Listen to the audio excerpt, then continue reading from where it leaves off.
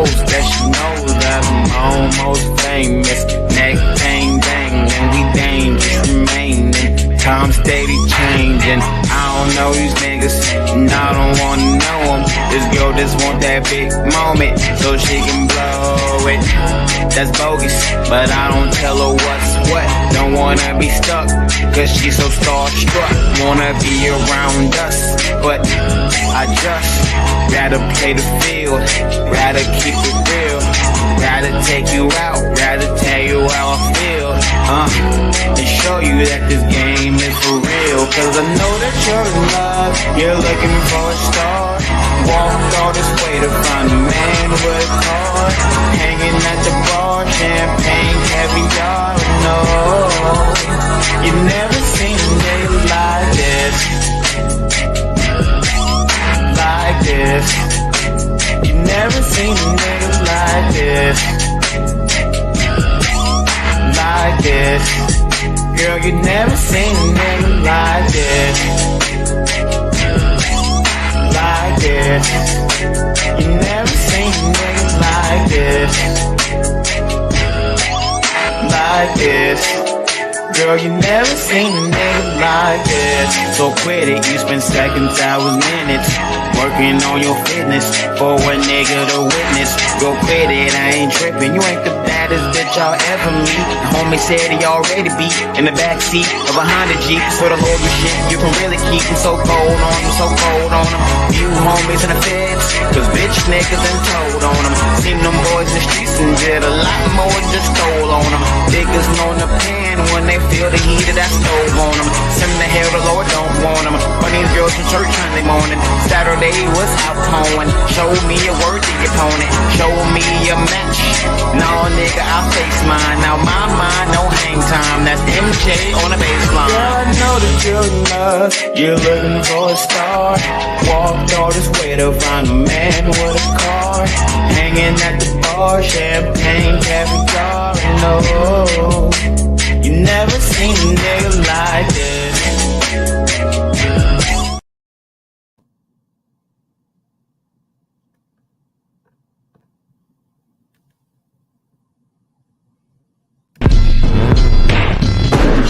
Wanna see my cars on flatbed. Hey, this is a recession, selling that crack dead.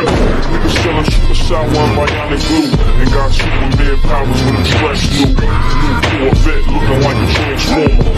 No seatbelt screaming on my damn lawyer.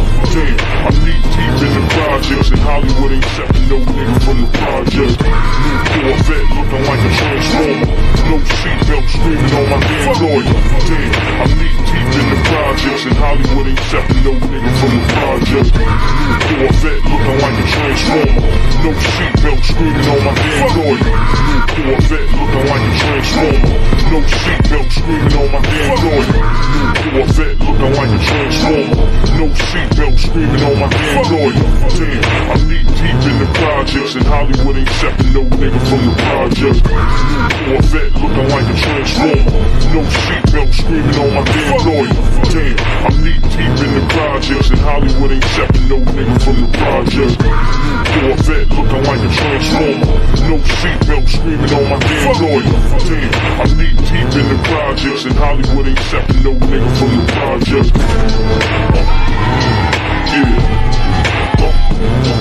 Yeah. John Dillinger shit. Corvette looking like a transformer. No seatbelt screaming on my damn lawyer. Damn, I'm knee deep in the projects, and Hollywood ain't accepting no nigga from the project. New Corvette looking like a transformer. No seatbelt screaming on my damn lawyer. Damn, I'm knee deep in the projects, and Hollywood ain't accepting no nigga from the project. Yeah. John Dillinger shit. Niggas in the hood wanna see my cars on flatbed. Hey, this is a recession, selling that crack dead. Niggas selling suicide one bionic glue, and got Superman powers when I'm stressed new. New Corvette looking like a transformer. No seatbelt screaming on my damn lawyer. Damn, I'm knee deep in the projects, and Hollywood ain't accepting no nigga.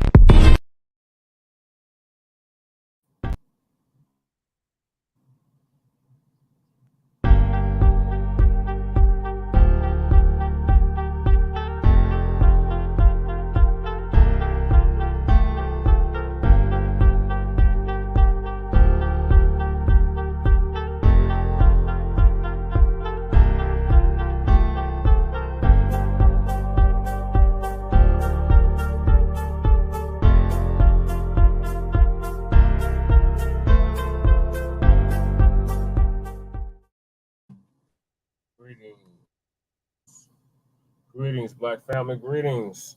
Thank y'all for tuning in to another episode of the Frontline Black News. This is actually a redo of last night's show. We had all kinds of technical difficulties, y'all. It was crazy. So we're redoing part 2, season 3, episode 13 of the Frontline Black News. And I'm your host, Chan Krumah. We should be joined with Lady Che here shortly. And we are also joined with our West Coast correspondent, Shabaka Sankoria, Shabaka's Black Experience Enhanced. Greetings from the Mile High Income City. All right, greetings to you here from Sin City in Las Vegas, Nevada. Also, too, we're doing a episode tomorrow on the 4th of July that was inspired by the Anchorman. Okay, and that story is going to be mental death, mental slavery, and poverty. And that they'll be on Shabaka's Black Experience Enhanced at 6 p.m. Pacific time, 7 p.m. In the Mountain Time Zone, 8 p.m. Central Time Zone, and 9 p.m. on the East Coast. So we know everybody's going to be out there blowing up fireworks and what have you, and whatnot. But definitely try to call in. You know what I'm saying on that one right there, because we definitely going to crumble on the hypocrisy of Independence Day, and they talking about freedom and all of that, and yet we were still in chattel slavery. Still being bought and sold. The fourth of their lies and their deceit. Yes. There ain't nothing for us to be celebrating. No, sir. No, sir. None whatsoever. You know, and then of course, you know, they try to come up here with this all-inclusion bullshit. Like a black reporter on mainstream media was talking about, you know, Pride Month, and boy, it made my stomach want to turn. And you know, so they got them up there, and just like Terrence Howard said, what Hollywood's agenda is to totally effeminize the black male. Totally. Yep. They're the main ones, black men are the main ones showing in Hollywood's mainstream media about men being effeminized. You know what I'm saying? And then also, too, out of Los Angeles, we got information that the actors are getting ready to go on strike. And the Hollywood screenwriters are still on strike, and AI is going to start, you know, doing their job. And then probably what's going to happen with these movie actors, a whole lot of them is going to be losing their jobs and their wealth as well. They say except for the established ones, but I'm talking about the ones who are upcoming and whatnot. You know, they got mighty hurdles to go over. And Samuel L. Jackson, if you out there listening, or if you ever hear us, yeah, man, that role you played in Django, being that slave, you didn't have to do that, brother. You were already an established actor already. But I could see if you was up and coming, but you had already made a name for yourself before you played that bullshit. So, you know, I don't understand that at all. You know. Yeah, that goddamn. Yeah, that's one of them cases. That's the Steven syndrome. What now? Steven syndrome. Oh yeah. You see, it's sickening. It really is. You know, it really is sickening. And you know, so enough to put out the fire for the bastard and let the whole goddamn house burn to the goddamn ground. Yeah. But you know, that just goes to show it's just how severe the chain on the brain was. And then I finally looked at a movie called what's that, 10 Years as a Slave, or 11 years as a slave. Yeah, so 12 years as a slave, that thoroughly pissed me off, particularly where they had the sister up there, where they hit her with the whip up against the tree. And I don't understand why black actors, you know, don't. But you still got to see Goodbye, Uncle Tom. Oh, yes, sir. Yeah, so I'll probably do that there tomorrow before, our podcast tomorrow evening. And you said you're going to be in the studio. Yes, I'm going to try to get a look at that.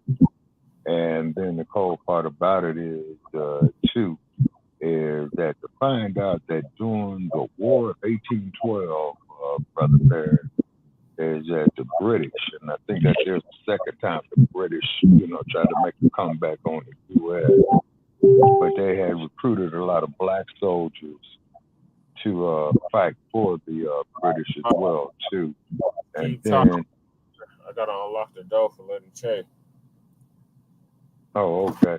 And then keep in mind, folks, that Francis Scott Key, who wrote the Star Spangled Banner, that there was a part in that song that they took out where they had emphasized, that, the black people who fought on the side of the British.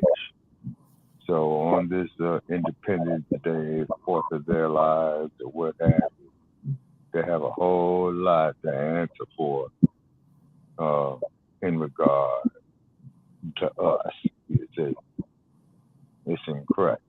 It really is. It's incredible.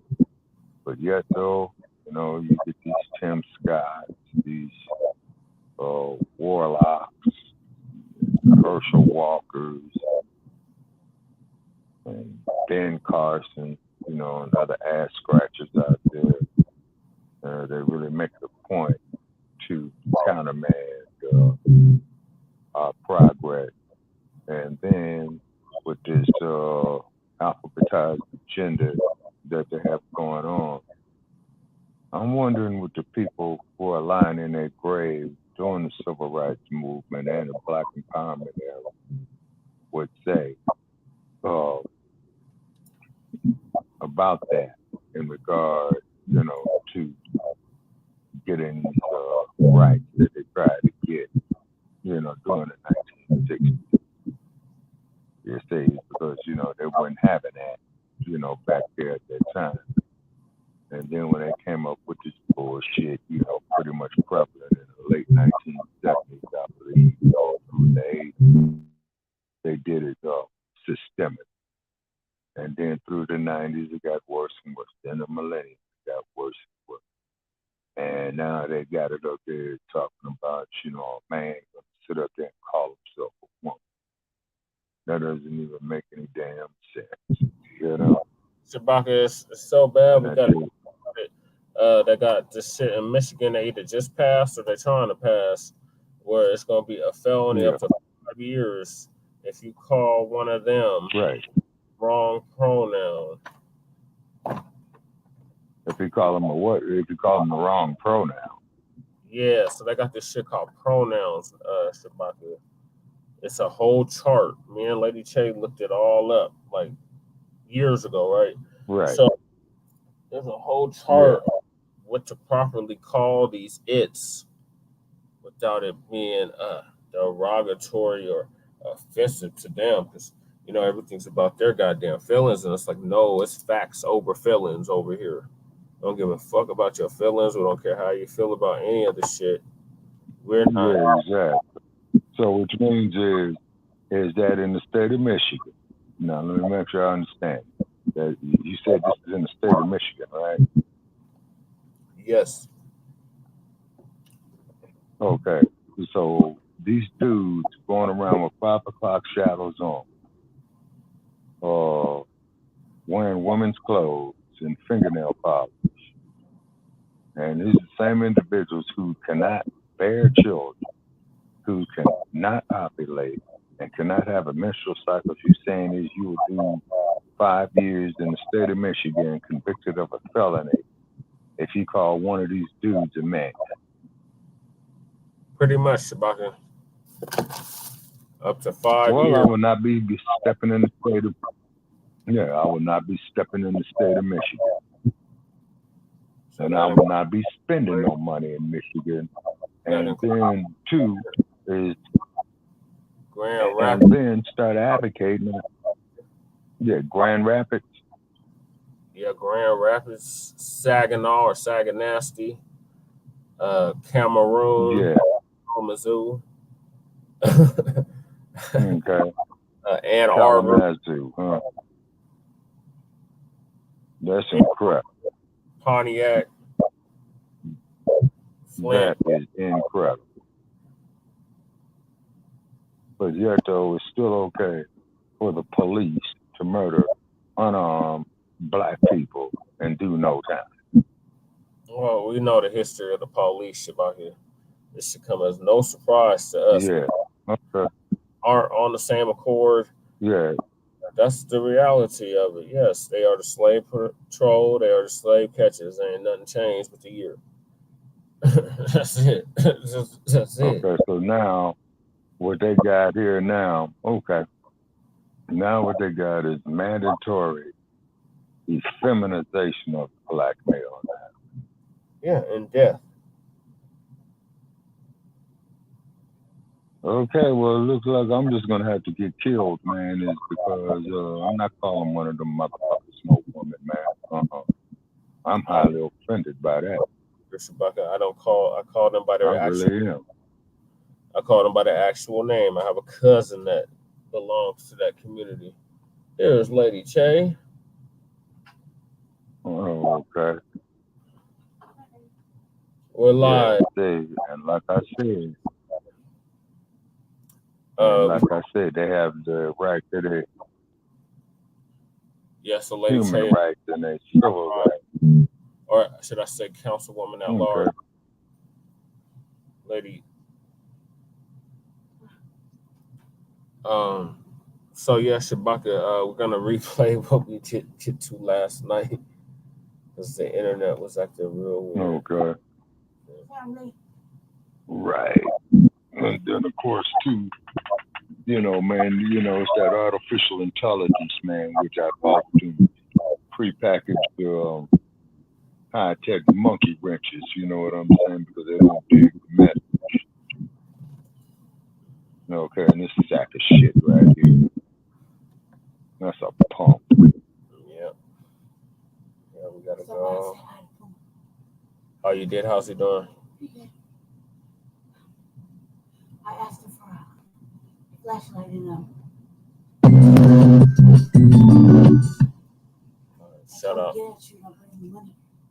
Shout out to Lisa Cabrera.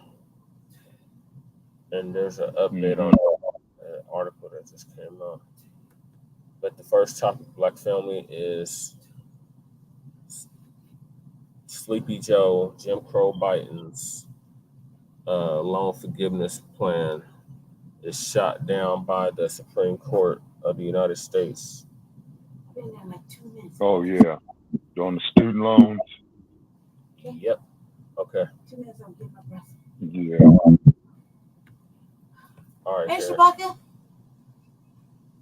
Hey, how are you? I'm all right. I just walked through the door. I'll be in the studio here like in 2 minutes. I just got to catch my breath.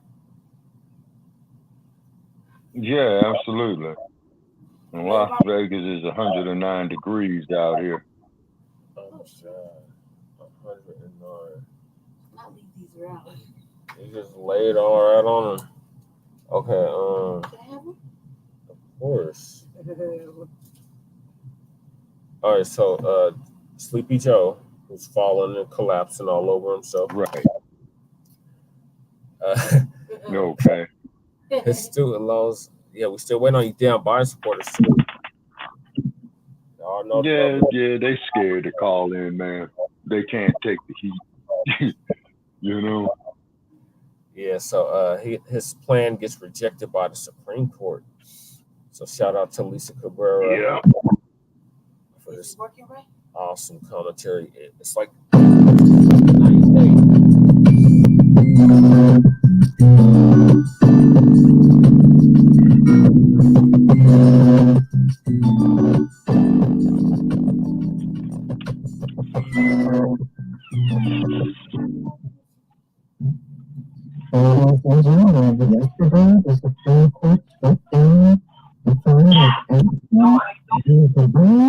Joe Biden student loan debt relief promotional code. Unless Joe Biden comes up with another plan, the student loan debt relief has been killed by the Supreme Court. So if they were looking for relief, there is none coming.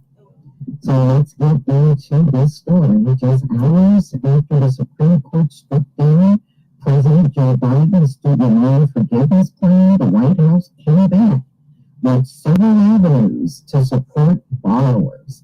So the Biden administration is seeking to provide debt relief under the Higher Education Act of 1965 and has initiated the regulatory process.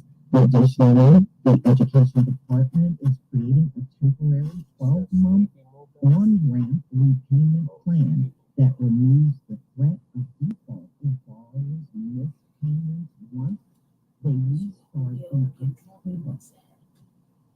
Third, the administration finalized a new income repayment plan that is called the most affordable repayment plan in history. So they're trying to come up with alternatives since the Supreme Court just struck down the student loan relief plan that the originally had in place. And there were a lot of people that did not feel it was strong enough. I think he was only going to forgive like $10,000, and a lot of people felt that was just not really good enough. So the goal is to ease some of the financial strain many borrowers face when it comes to student loan and is a direct response to the Supreme Court's decision earlier Friday. I believe the Supreme Court's decision to strike down student loan relief was a mistake. According to Joe Biden, is what he said Friday afternoon in a press conference after this decision was made. It will take longer, but it's the best path that remains. He added, regarding the steps the administration is taking to provide debt relief, we're not going to waste any time on this. Wow. Yeah, well, I tell you what, it looks like they're never going to give any breaks on this, y'all. They're just not. So the White House fact sheet did not make clear if the Biden administration is pursuing the same forgiveness plan parameters that the Supreme Court struck down. Under that plan, the federal government planned to forgive $10,000 for individuals who made less than $125,000 and for households that earned less than $250,000. An additional $10,000 in forgiveness goes to those who receive need-based Pell Grants. So the White House press office did not immediately respond to an email to clarify the debt relief parameters it was pursuing under the Higher Education Act. So I guess the moral of this story, those of you that have student loans and you are looking for some kind of relief, well, as of now, not unless Joe Biden comes up with another plan, but there is no time if the Supreme Court won't come back and strike down any other plans that he comes up with. So the plan that he came up with back in 2022 is no more. It's no more, y'all. So I went over to the White House website, and Joe Biden's staff posted on the website over this Supreme Court decision. This fight is not over. I will have more to announce. I will address the nation this afternoon. My administration student loan debt relief plan would have been a lifeline to tens of millions of hardworking Americans needed as they try to recover from a once-in-a-century pandemic. Nearly 90% of the relief from our plan would have gone to borrowers less than $75,000 a year. and none of it would have gone to people making more than $125,000. It would have been a life-changing thing for millions of Americans and their families, and it would have been good for the economic growth, both in the short and long term. I mean, this is all a bunch of babble to the people that were looking for something to happen. How does this make anybody feel better? You know? So the hypocrisy of Republican elected officials is stunning. They had no problem with billions in pandemic-related loans to businesses. Yeah, and they sure don't have no problem forking over billions over to Ukraine. They sure don't fight that like they fought against student loan relief. We know that for sure, including hundreds of thousands and in some cases millions of dollars for their own businesses, and those loans were forgiven. But when it came to providing relief to millions of hardworking Americans, they did everything in their power to stop it. While today's decision is disappointing, we should not lose sight of the progress we've made, making historic increases to Pell Grants, forgiving loans for teachers, firefighters, and other public service officials, and creating a new debt repayment plan so no one with an undergraduate loan has to pay more than 5% of their discretionary income. So I believe the court's decision to strike down our student loan debt relief plan is wrong, but I will not stop finding other ways to deliver relief to hardworking middle-class families. My administration will continue to work to bring the promise of higher education to every American. And later today, I will provide more detail on all that my administration has done to help students and the next steps my administrations will take. Well, look like the Biden administration took a big L on this one. Yes. You know, he can say all of these things, but at the end of the day, the people that got student loans just know there is no help coming for you. Because the Supreme Court would not allow it.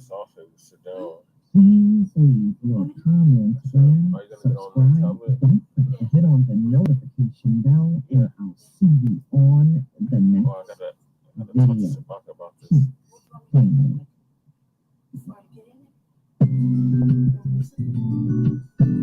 We're just gonna give commentary on what you just. Yes. All the way under the door. All right, Shabaka, what are your thoughts? Okay, actually, it was kind of muffled, actually, and what they're doing is, you know, they're throwing monkey wrenches in our works. You know what I'm saying? You know, rather here on the StreamYard and on the podcast as well too. Damn, Okay, so yeah, it was all muffled. Damn it. All right, that's probably gonna be better now. Damn it. Okay, so they're talking about Biden's student loan plan getting from 2020 getting rejected by the Supreme Court. And, right.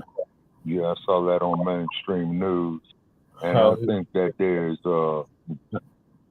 how the Republicans won't allow progress to be made. Talking about progress has been made, and me and Lady Chair was like, "What progress?" Right.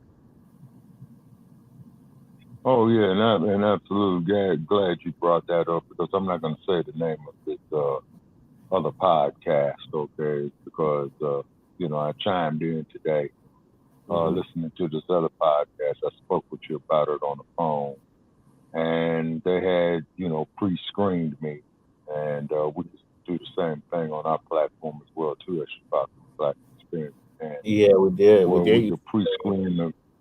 Yeah. Yeah, and they pre-screened me, and they did not let me get on the heirs, because I told them in the pre-screening, number one, we're going to disagree on affirmative action. Number two, we're going to disagree on the dump. Number three, we're going to disagree on the punk who's the governor of Florida. Okay, because it was definitely a pro-dump show. You know what I'm saying? And when I say the dump, I mean as in human shit. And I want to be very, very clear about that. Yeah, nasty bastard,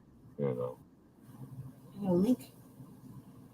And then Biden, Biden, he's up to his old shenanigans again. They say it's because the Supreme Court, they knocked down affirmative action. Okay, so now they're also preventing forgiveness on student loans. And then on this other show that I heard, they should pay back their student loans and all that. They shouldn't default on it. And then you could tell the undertone of this show, they didn't want black people to advance education. Oh, they don't need college. They need to go to trade school, things like that. Okay, you see a pattern repeating itself right here. Yes. Okay, just like when 100 years ago, when you had the great black migration from the South going into, Chicago, Detroit, New York, Syracuse, Cleveland, St. Louis even, and then of course people were coming out west as well to Los Angeles, then the Bay Area, and the unions had the legal right, to discriminate. So quite naturally, of course, the black welders, the black carpenters, the black cement workers, the black pipe fitters, the black electrical workers, they wouldn't get hired. You see, Right. It's because you didn't have quote unquote federal mandates against that. So once again, you got to add the cohesiveness. So we had the cohesiveness under Jim Crow. Yeah. And under segregation. Right. Segregation now, segregation tomorrow. Quote, frog face. Exactly. Yeah. Yes, sir. You know what I'm saying? The illusion of inclusion and integration. Right. House. Exactly. We have nothing. This is how they have dummied down our youth. You see, starting in the 1970s and all through the 80s and the 90s, especially. Then when they started to have, the rap industry, the art of rhythm and Initially, poetry. And then rhythm and poetry was empowering. It was for the people, by the people. It was for the struggle. Yes, sir. Black liberation. Exactly. And then it got into this bullshit we have now. Right. And then, of course, one of the first rappers, and I'm sure General Sekou would tell you, would be the last poets, and excuse the expression, but they made a record that was quite popular called Niggas Are Scared of Revolution. And you know what, Shabaka, Killer Mike actually put it in his new album. Yeah. Michael.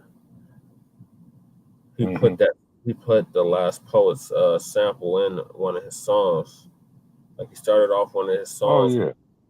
That exact verse. No, yes, sir. You know what I mean? And I believe it was four of them brothers, Like they're popping off fireworks. And then, and I guess they're going to have, fireworks all day tomorrow, starting tonight, I would imagine. But the sad part about it is that when you, look at us as a people, man, coming through Jim Crowism, and then of course, the Holocaust of slavery. And then when we were making some progress, then the powers that be got upset, mainly like them dudes, Jaccson and Nixon, you see.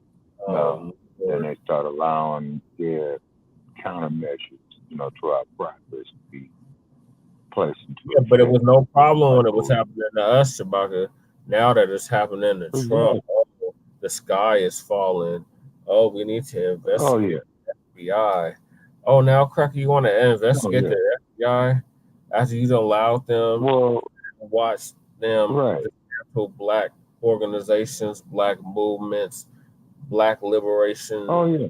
anything toward Oh yeah. progress? Yeah, exactly.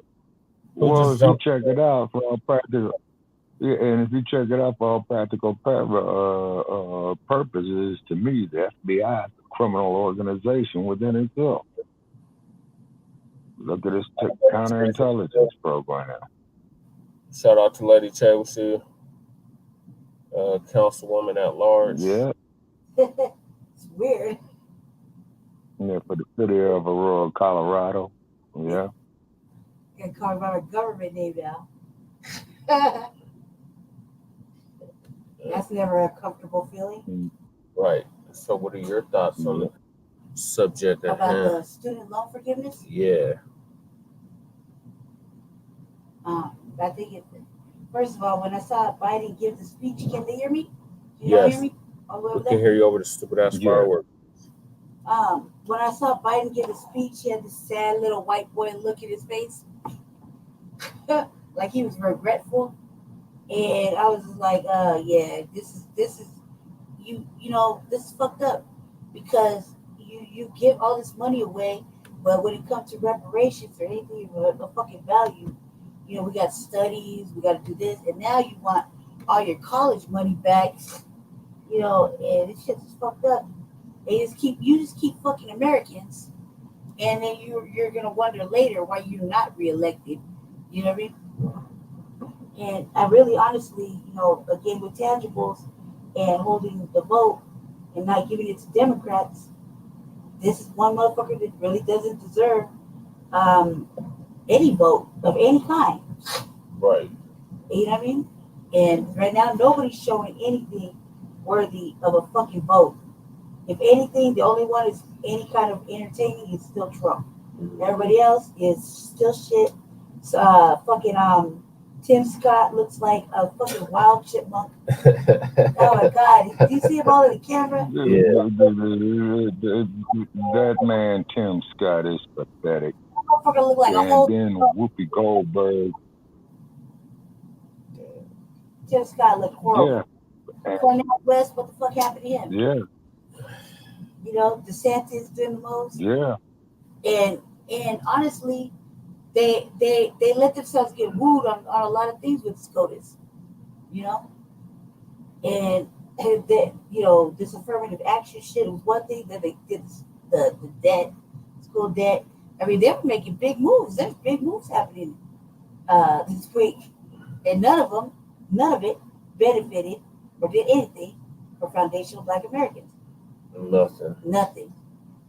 We just got to sit back and watch. No, of course not. Oh my god. Affirmative action is ended. Affirmative action? My debt. Whatever I do, I actually have to compete now. Oh my god. They got added. I can't compete. Yeah. LGBTQ got more added fucking hate crime benefits, and we still have nothing. They got a whole section of Denver now. Whole fucking section, and we have nothing.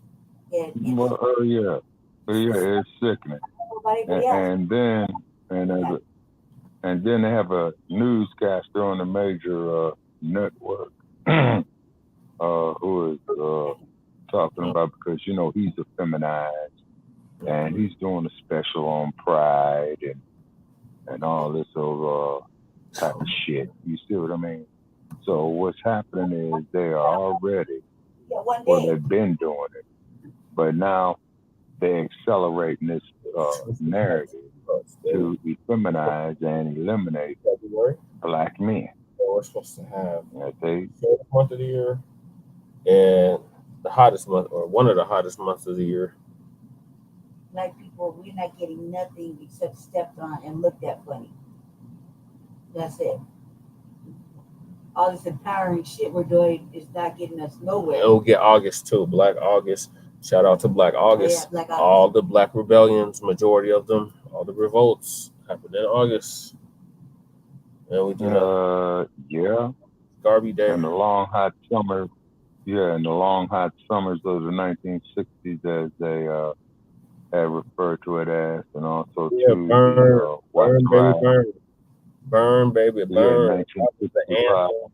Yeah, that was in August. Yeah, Era. that was in August of Yeah. 1965. Yeah. August The 16th, 67 17th, and in 18th is Detroit, my source. I believe that was in August. There was Yeah. another. There was several in '68 after MLK got killed all over. Oh, man, no. Yeah. Then the Black Liberation Movement went on a rampage. Yeah, they had riots in 100 Commando. Shout out to Ram. Shout out to the Weatherman. Am I forgetting anybody? Of course, the Black Panthers. Yeah, the Black Liberation Army. All the offshoot of the Black Panthers. Okay, and then the Weathermen, believe it or not, off the research that I've done, they're the ones who discovered the files of the counterintelligence program. Yeah, they exposed the COINTELPRO. Yeah. They exposed the COINTELPRO program. He was a reporter or a pig reporter. Who, Gary Webb? Okay, you talking about Gary Webb, the one who was assassinated in Los Angeles during the crack epidemic? Yeah, he's what we would term a whistleblower. Yeah, okay, and he had worked Crash too, which is the Metropolitan Division, and he had stated that it was the CIA bringing the shit in there, and he himself had stated that he had been shot at twice, and he had also stated that he was a dead man, and they killed him about 2 weeks later. After that, you know what I'm saying? He was marked for death. Oh yeah, and then in Los Angeles, growing up there, and he was crumb bumming on Crash, which is Community Resources Against Street Hoodlum, which is LAPD Metropolitan Division, and the Metropolitan Division is LAPD Police. This is why Christopher Dorner went off. You see, he was a part of what they would call Metro, because they had the Community Resources Against Street Hoodlum. In fact, it was those officers out of the Metropolitan Division that was doing the crash. Okay, and then if you ever saw the movie Colors, with Sean Penn, I have pulled it up. It's on Tubi, Shabaka. What, Colors? Mm-hmm. Well, yeah, okay. And Sean Penn portrayed the typical Los Angeles Police Department crash officer, all the way down to the point of where he hit that man who was handcuffed. Yep. Yeah. You see. And it's incredible of how the federal government will allow a murderous agency like that to exist. Mm-hmm. Off topic, did you see how FBI is getting it too?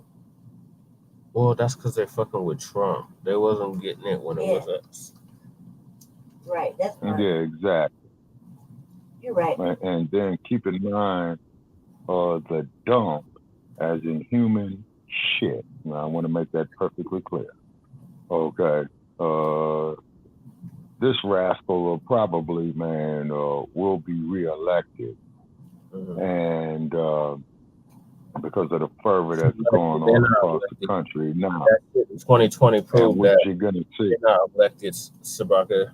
They are selected from birth. Oh, exactly. And and then keep in mind is that he is getting his war chest together. He's going to have a massive amount of donations. Okay. He's already having an amount. Oh yeah.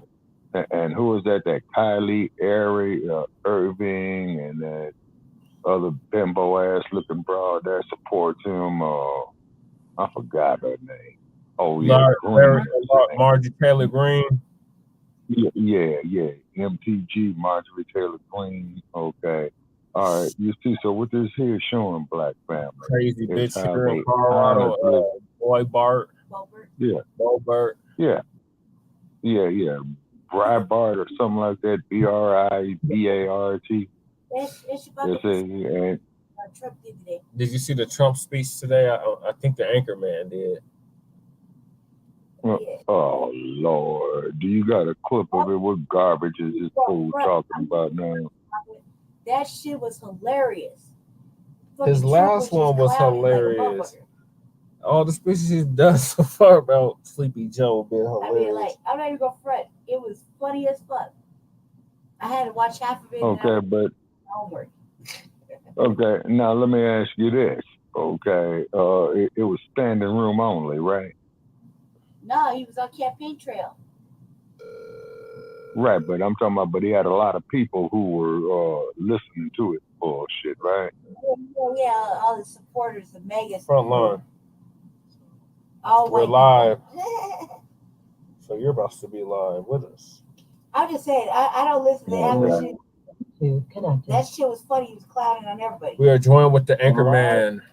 Grand evening to you, Anchorman. Right, yeah. Line Black News for all the crews. Anchorman, what's going on with you? We was seeing if you heard Trump's latest speech. Yeah, Twin, you have News Nation over there. You didn't see it on News Nation? No, I haven't been watching TV, but I'm gonna tell you, like Kanye said, I wish he was my daddy. Oh my God, Kanye. Oh my God. So George Bush don't care about black people to that shit. What up, Twin?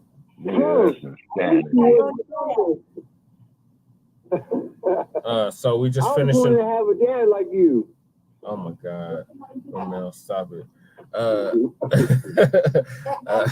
We're just finishing up the topic of SCOTUS, otherwise known as the Supreme Court of the United States, rejecting Biden's student loan plan.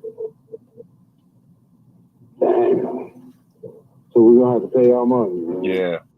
Starting back in October. Yes, sir.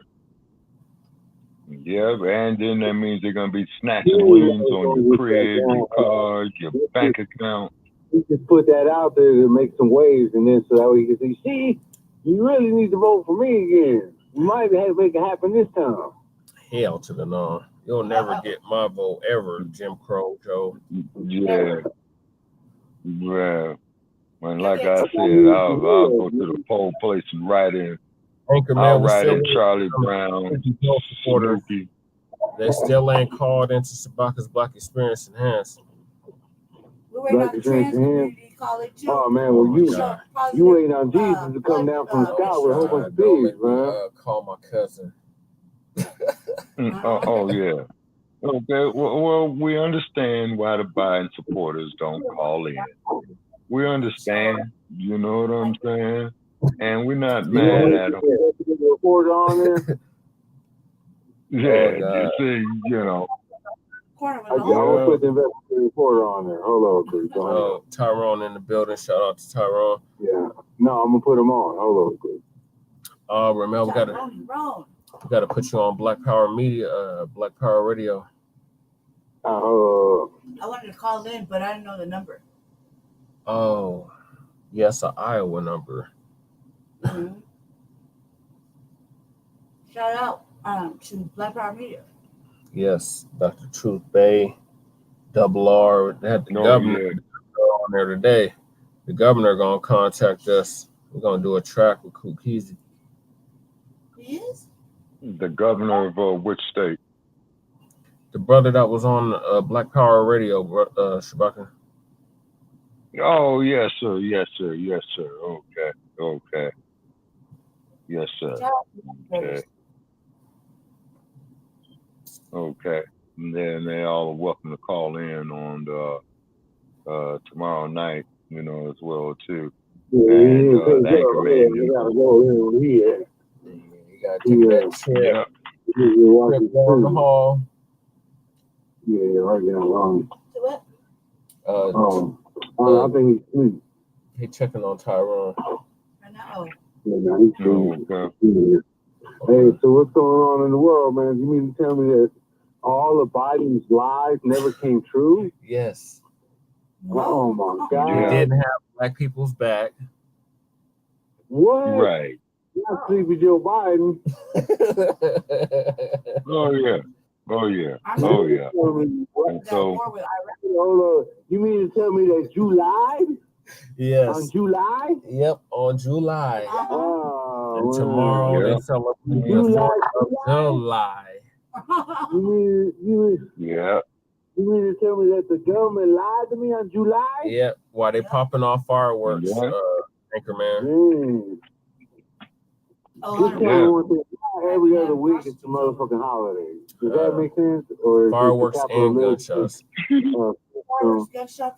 Trying to make a dollar. We had a motherfucking celebration. It's Black Lives Matter Day. Motherfucking LGBT down. Pride Fest. I mean, what the fuck, man? Anchorman. But I heard that they limiting the rights of the LGBTQ people. Nope. What's all that about? That's a lie. They gave them more shit. Right? Yeah, Anchorman, yeah. Sad news, yeah. Sad news is that that in shit the state of Michigan. Go ahead. They want to give you. Yeah, they want to give you 5 years, man. You know, if you quote unquote misidentified one of those individuals, and I will not be stepping in the state of Michigan. Right. Shit, we need to be I'm like. sorry. Okay, I was having this conversation with this Salvadorian case. He said that one of the dudes running for the Mexican presidency said that if he becomes president, he's going to kill all the LGBTQ people in Mexico. Oh man, we need to look that dude up. It was a whole man. You heard? Me and Sababu. Yeah, we seen. Yeah, man, I'm going to jail for real at this rate. Them at the mall. Any of us go over there. Remember you remember the A-Town Mall, Ramel? Yeah. We seen one of them at that. And me and Sababu both said, that's a man. Dude, I was like, Sababu's out, Ramel. He's in the way. I know, but I don't remember Sababu. Oh, hey, Sababu. Yeah. I don't know how you can't. He looked just like Jesse. He looked just like goddamn Sekou. Touche, he do. He's just nicer. He looked just like the general. Question. Yeah. Did y'all hear about the president candidate in Mexico that said if he wins, he's going to kill all LGBTQ people in Mexico? Oh. And that's his platform. Oh, I didn't hear about that. Okay, what did he say? He was going to do what now? We're going to have to do a story on that one. Yeah. Okay, what did he say? If he becomes elected, the president of Mexico is going to do what? Camps where the men have to fuck women and have babies and build up a fabricated family in a confined complex. Oh, you just gotta procreate it. You're going to be ordered by law. A president candidate for Mexico said he will kill LGBTQ people in Mexico. I swear to you. You got procreate with the same race, or we go black first over there in Mexico. They still want a lily white over there, but they still white first. Oh well, shit. I mean, I'm down to make babies, but come on now. They still Blanco man, first. You got to work with something, man. At least they're headed in the right direction. At least they're going heterosexual. Yeah. For now. Yeah, but we all about they're probably going to get sanctioned. Okay, but the thing is that it's getting to me. That would be one of Biden's platforms.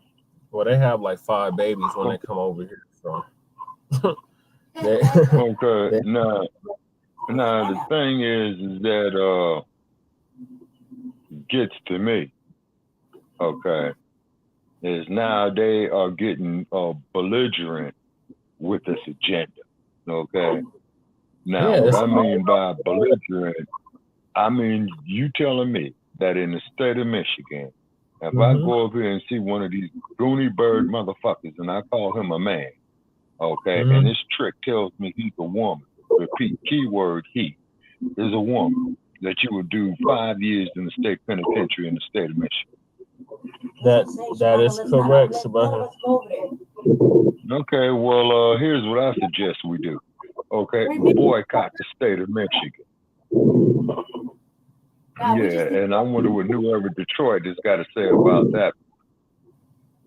Yeah, so any members of New Era Detroit, man, yeah, you guys are welcome to give us a call on tomorrow night at 516-418-5996 on Shabaka's Black Experience in Hand. Because I want to get some feedback, out of Michigan on that one.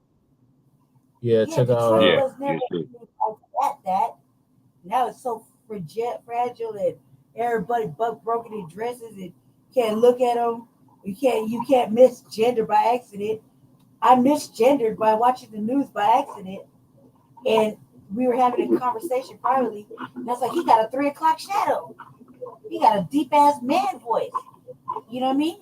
Man voice, like heavy voice. Then it ain't no woman. Will Chamberlain. Dude said his name was. He had a whole girl name. He's like Jenny or Jennifer or some crazy.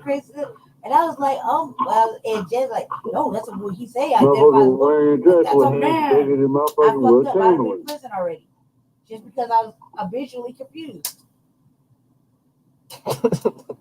Real shit. It was an accident too. I didn't mean to.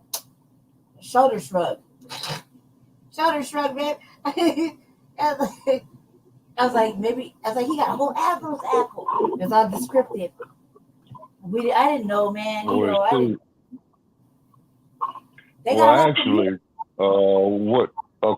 these politicians need to do is that they need to introduce legislation at the state level and the federal level, calling that shit a form of woman abuse, of which it is. They just made it a safe haven. Stop. They just made it a safe haven like a month or two ago for that shit. Governor you say actually that's a form of women abuse. Remember?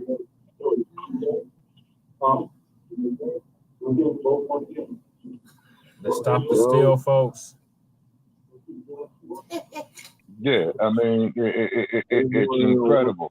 I just want to know one thing: is the revolution gonna be televised? I keep telling you, no.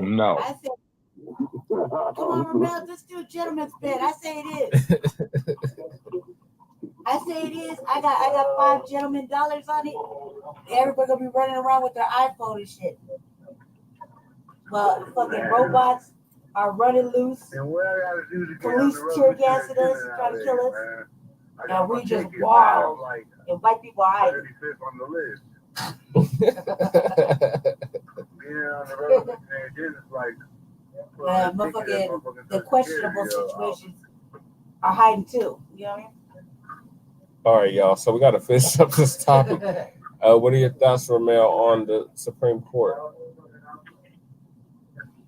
I think that neocolonialism is real. Mm-hmm. You know, what's the name of the brother that's a judge over there? Clarence, what? Clarence the coon-ass Thomas. Clarence Thomas. Uncle Thomas. Yeah. Uncle Thomas. Clarence Thomas. Uncle Clarence Thomas. Jenny. You know, they put him in there. You know, it's crazy because when a neocolonialist gets put in a position of power, let me ask the first thing they do. Shabaka, what president appointed? Clarence Thomas, yeah, Shabaka. What president appointed Clarence Thomas and Jenny? Forrest Gump. Jenny. Oh, President Reagan. Oh my God, it was fucking Reagan. Okay. It had to be Reagan because it was during the mid-'80s. I think he got put in there. Or I might be mistaken. It was either Reagan or the first Bush. Herbert Walker. No. The one that got the shoe through at him? No, that's Junior. Oh, Junior. That's Junior. You gotta say Jenny. Jenny like Forrest Gump. Can I finish my statement, man, or no? Yeah. Shabaka went on mute or something. Okay, so check it out. So they always put a neo-colonialism to save face, man. So it's like, oh yeah, well we have class there. I mean, racism is dead. I mean, let's keep it real. You talking about this nigga here, right here? That's on the screen. That's it, Scott. Clarence Thomas. That's Willie D. Racism is done. I'm kidding, Willie D. Much love. I got a glasses. I'm sorry, guys. We can't. I look like Willie We D. can't accuse us. We never did anything our whole life, but they're doing all kind of fake shit like what they're doing right now. You know what I mean? You know, getting rid of affirmative action. You know what I mean? Yeah. If you could see the screen, Ramel, you would see it would be abortion, affirmative action, student loan forgiveness, and next is DACA. Yeah, so I'm just saying, listen, if you think we're going to get reparations anytime soon, brother. So you're a colonizer. Yeah. And we said it was going to be a marathon. We didn't expect it to happen right now. And I quote Jeffrey Washington, a.k.a. Niles Bond. He said, kill the neo-colonialists. You know what I'm saying? I mean, but not physically, but mentally, man, because I'm just saying, man. You know what I mean? You know, and I'm just saying, cut the goddamn check. So you're a colonizer. They don't do that. The neo-colonialists don't want you to have that money, man, because then you're going to be like, you know, up to par like with them. The people they worship. Yeah. You're going to be part of what's the name of the people that are rich? The bouquets, the boo-boos, what's the name of the shit? The bourgeois. The bourgeois. Yeah, you're going to be part of bourgeois society, man, and they can't have that. Boulay. You know? Yeah, you got to join a frat. You got to pledge Greek. You're going to be able to. Yeah, you're gonna be able to buy into the boulay, and they ain't having that, man. That's too much time for brothers, man. Mm-hmm. You know, they be like, "Oh, you're not a neo-colonialist." No, I'm not a part of us. As Pops would call it, a neo-capitalist. Dang. I'm just saying, man. This whole world went to shit, man. You know, you know how they always finding the UFOs some places. Speaking of UFOs, I wish Shabaka was on here. They found a UFO touchdown in Las Vegas a few weeks back. You know what that is, General? I mean, you know, I ain't the smartest person or no shit like that. But what it is you know that people sign up for experiments with the government. Yeah. Right? This is just my theory. Okay, so boom. So they sign up for these experiments. They do all this training. You know how in some movies they go through the training for the airplanes and all that shit. And they're all in the Air Base 51 somewhere. And then some of them escape and they get on them test aircraft that they've been getting in. And then the motherfuckers all of a sudden, we found an ET. They said they were 10 feet tall. I know, but it's motherfuckers that they genetically, said they were 10 feet tall. Mutated, man. It's motherfuckers that they genetically mutated. Make them 10 feet tall. Escape from there. Hell yeah, shit. With steroids and motherfucking nuclear waste and shit. Hell yeah. Make sure y'all check it out. Aliens A to Z on YouTube if they haven't taken it down.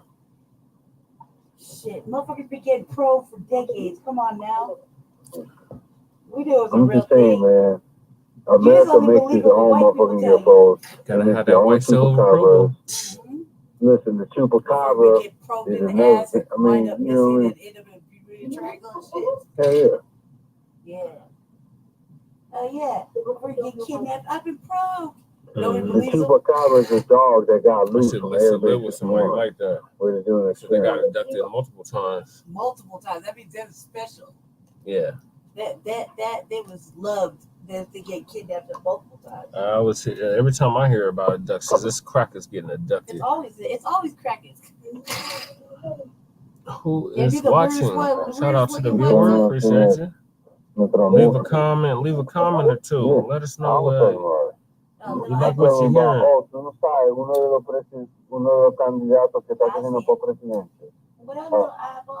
Mexico. Él dijo que si él gana el candidato, va a matar todos los maricones en México. Yeah. I don't know who it was. Hey, look that up, General. I don't. The candidate. The Romel. We got to continue the show, Would you Romel. be jealous if everybody else got it? No, I just want to know what the name of that candidate for the presidency in Mexico that wants to kill all the LGBTQ. Okay. I'll look it up on the tablet, Romel. I got to move us along unless anybody has something else to say about the student loans. The cartel run that thing. No, that's a check. That's what I'm going to say. I think we lost Shabaka. It's currently Andres Manuel Lopez Obrador. Oh, yeah. I support that president. I support that notion. What? Because it's But I think that'll be a sign. They'll be scared. They'll be like, you know what? Well, maybe I should just straighten up. It looks like I can barely hear him now. there's a whole bunch of people running.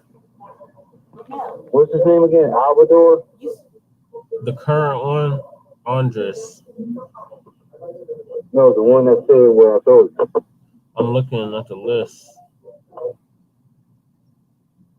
What did he say again, Ramel? I couldn't hear you really. He said the president, he wanted me to look up the president of Mexico that's running. He's a candidate running for presidency. That was one of his promises on his platform. He said he was going to get rid of all them people. Donald Trump might take a stand. He was going to put him on the firing squad, he said, if he becomes president. He gonna put who on the fire squad? Some sissies. The LGBTQ. Oh. Yeah, they stop appropriation and building families, but looks like they forgot that they can't do it, you know? Right. Like they forgot. They just think they hatched like Cabbage Patch Kids, like Garbage Pail Kids. Like Garbage Pail Kids. For real, like they just hopped out of egg. Like they didn't have no mama or daddy, no man, woman. They just Garbage Pail Kids just wound up out the dumpster and shit. Like here I am, you know what I mean? Oh my God! Like the stork brought me. I got to tag you in because hey, I got the investigative report right here. We're gonna bring him in. Oh, all right, Tyrone in the building. I think we lost Shabaka because I can't hear him. Keep popping in. Oh. Tyrone wrong. Investigative reporter, tell us something good. For the payphone?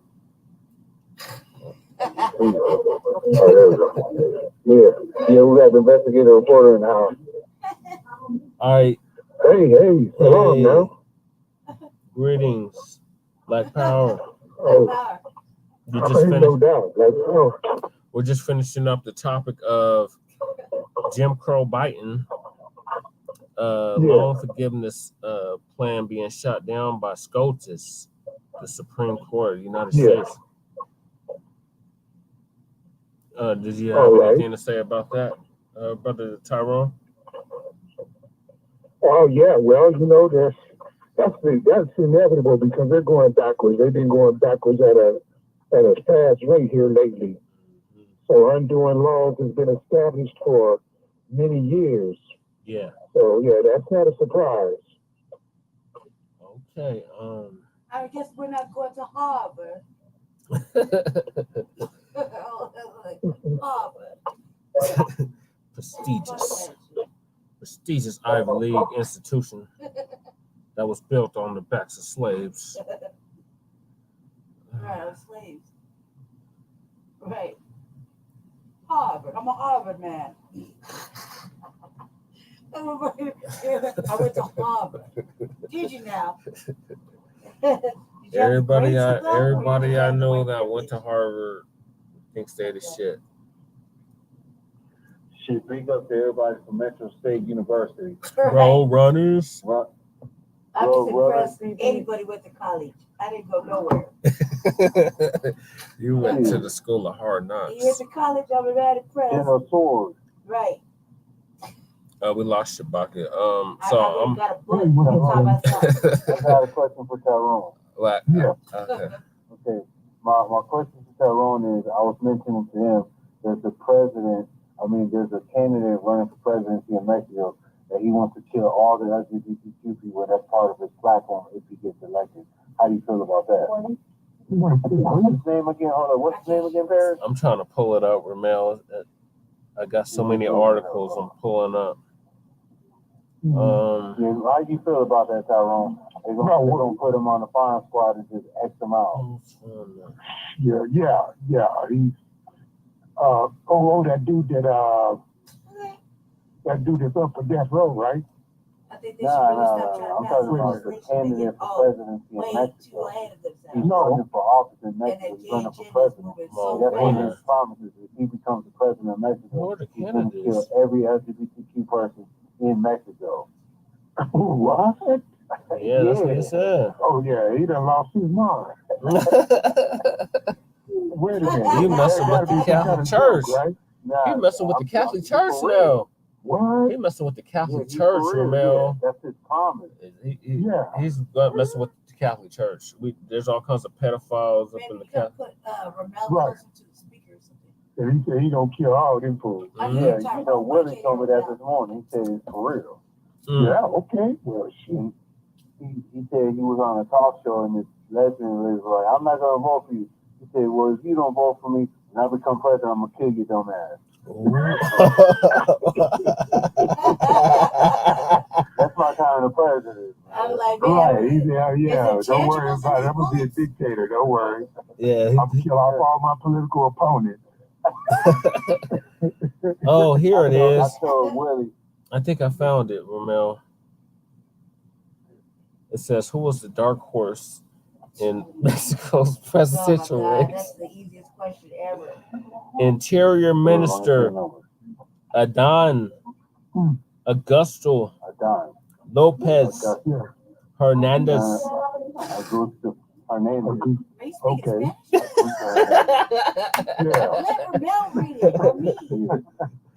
So the water down in Mexico ain't got worse than what we saw. No, but I told Willie, I said, he shouldn't kill him. He should put him in concentration camps and make them marry each other. Him marry the woman and have civilized families, like kind of like the mental health facility, but for LGBTQ people to reform. It might be too late for them all the way. Oh, okay, yeah. Mental health and counseling. They pass redemption. A good ass whooping from your mama might help though. Yeah, only in America, baby. Only in America. Only in America. Like a good ass whooping and a shaming from your family. Like, come on now, you know you're not like that. We know you when you was a boy. Mm-hmm. America, God's country. They lied to me. Why'd you lie on July? And a bunch of lies. That's why white lies matter. Damn, you lied to me. I have a button that says that, Ramel. Fragile lies and fragile and Tyrone. It says white lies matter. I'm looking at it right now. Yeah. I'll have it on white lies.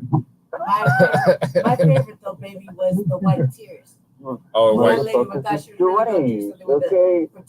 Oh my God. White tears matter too. White tears matter. Because they don't cry. If you ever see them, they do not cry.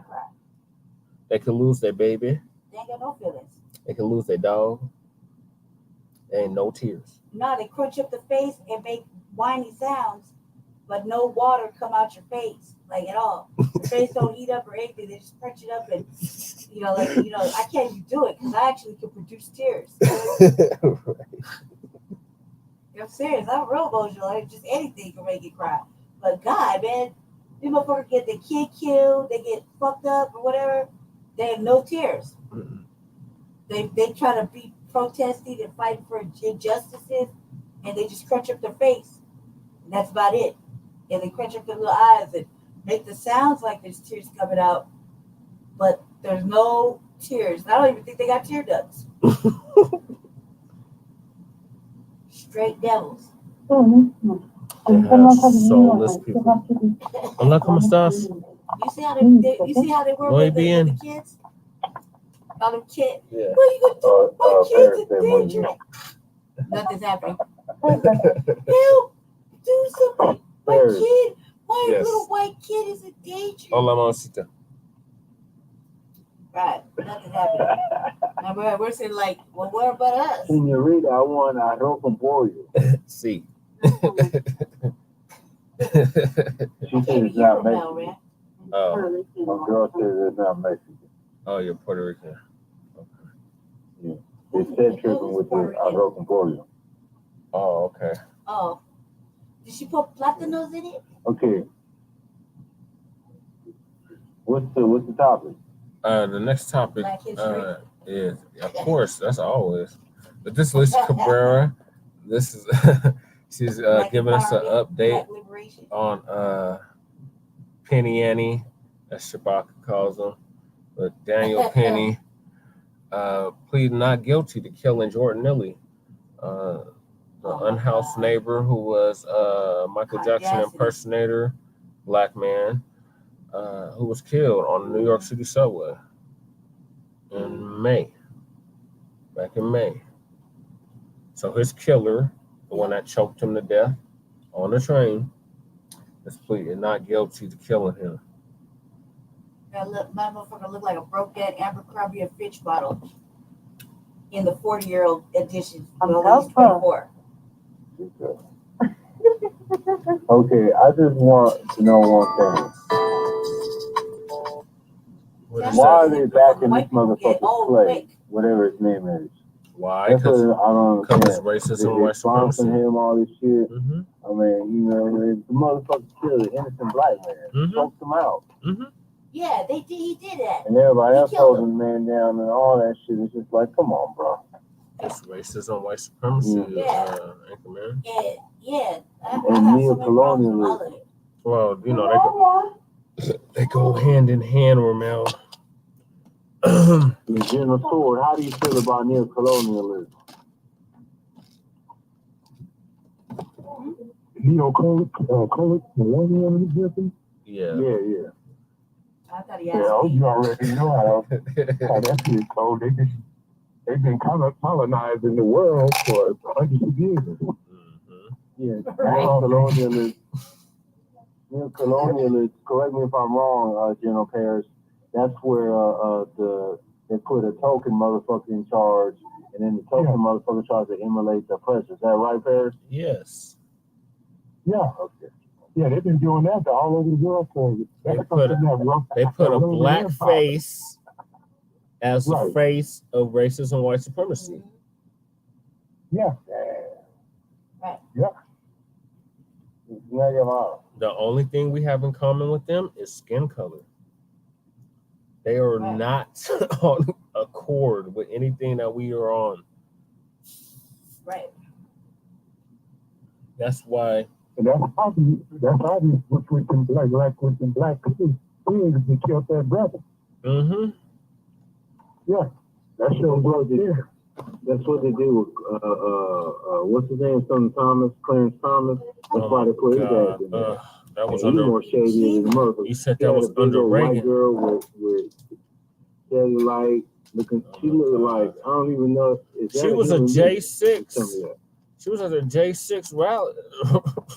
She was at the insurrection. Stop! You're not supposed to be laughing about that.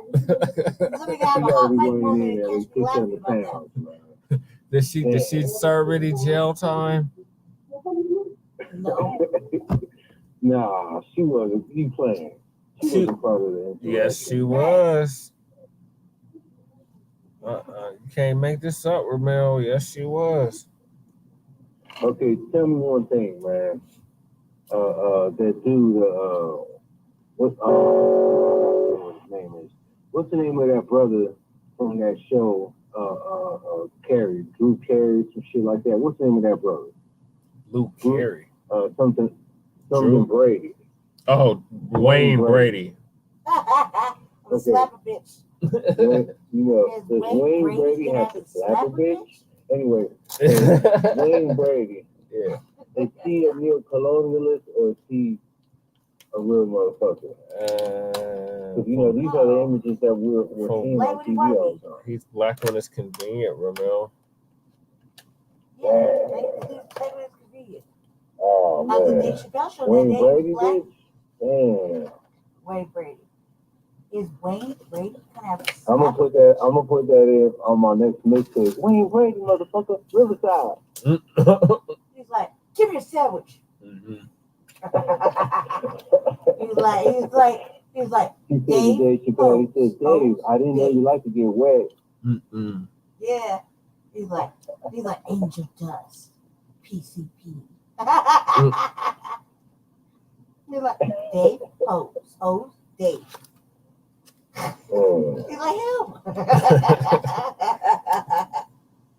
Wayne Brady is That was the best what he skit. says? Negro Diamond. Mm-hmm. Oh yeah, Negro Thomas. Yeah. Dave Chappelle, man, that shit is still classic. Mm-hmm.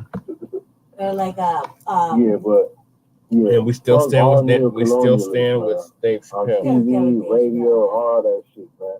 They're being used as a tool against their own people, man. Mm-hmm. It's sad. That's what it is. It's just redefined. It's just been upgraded. They got to upgrade. Yeah, that's why they want the neocolonial space on every motherfucking channel. Yeah. Or freedom. Ah man, I Oh can't my stand God. freedom, man. What the fuck? That's an abomination right there, man. Yeah. The fuck? It's like Billy Porter. Man. Somebody just gotta come out the woodwork and be like, nah, Billy, you know your mama ain't gonna like that. Here, why don't you go put out these jorts? Let's play some ball. But not men balls. Let's go play some basketball. You're like, let's go do some man shit. Listen, That's all it needs. It's a family. You know what I mean? Some straight family come out the woodwork. Like, no, you can't wear that with us. The motherfuckers are twisted, man. No, we going to the strip club. We talk to bitches. Dancing with girls. We ain't going nowhere where you Man, can find Solomon guys. Gomorrah is going to get destroyed, man. 2 weeks of straight man time, you might be back to normal. See, Mexico's gonna set the example. They gonna kill him all around the world. They gonna assassinate him. Start off. He gonna get assassinated. The Mexicans start with that, man. They were.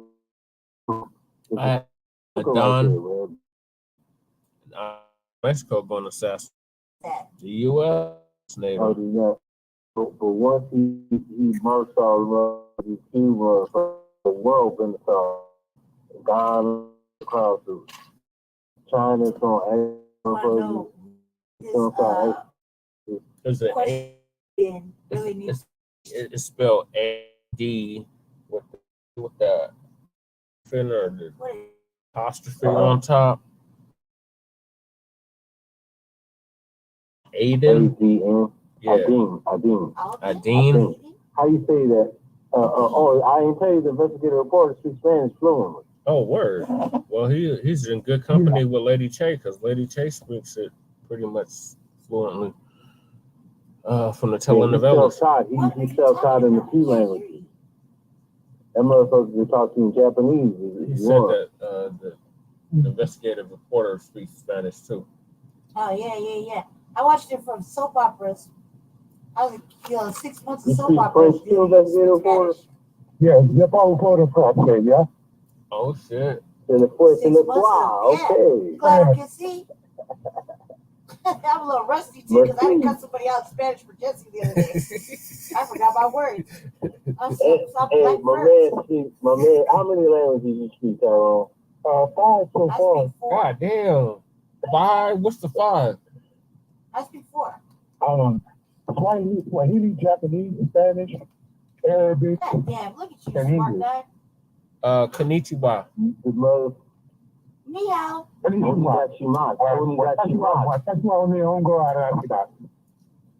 Arigato.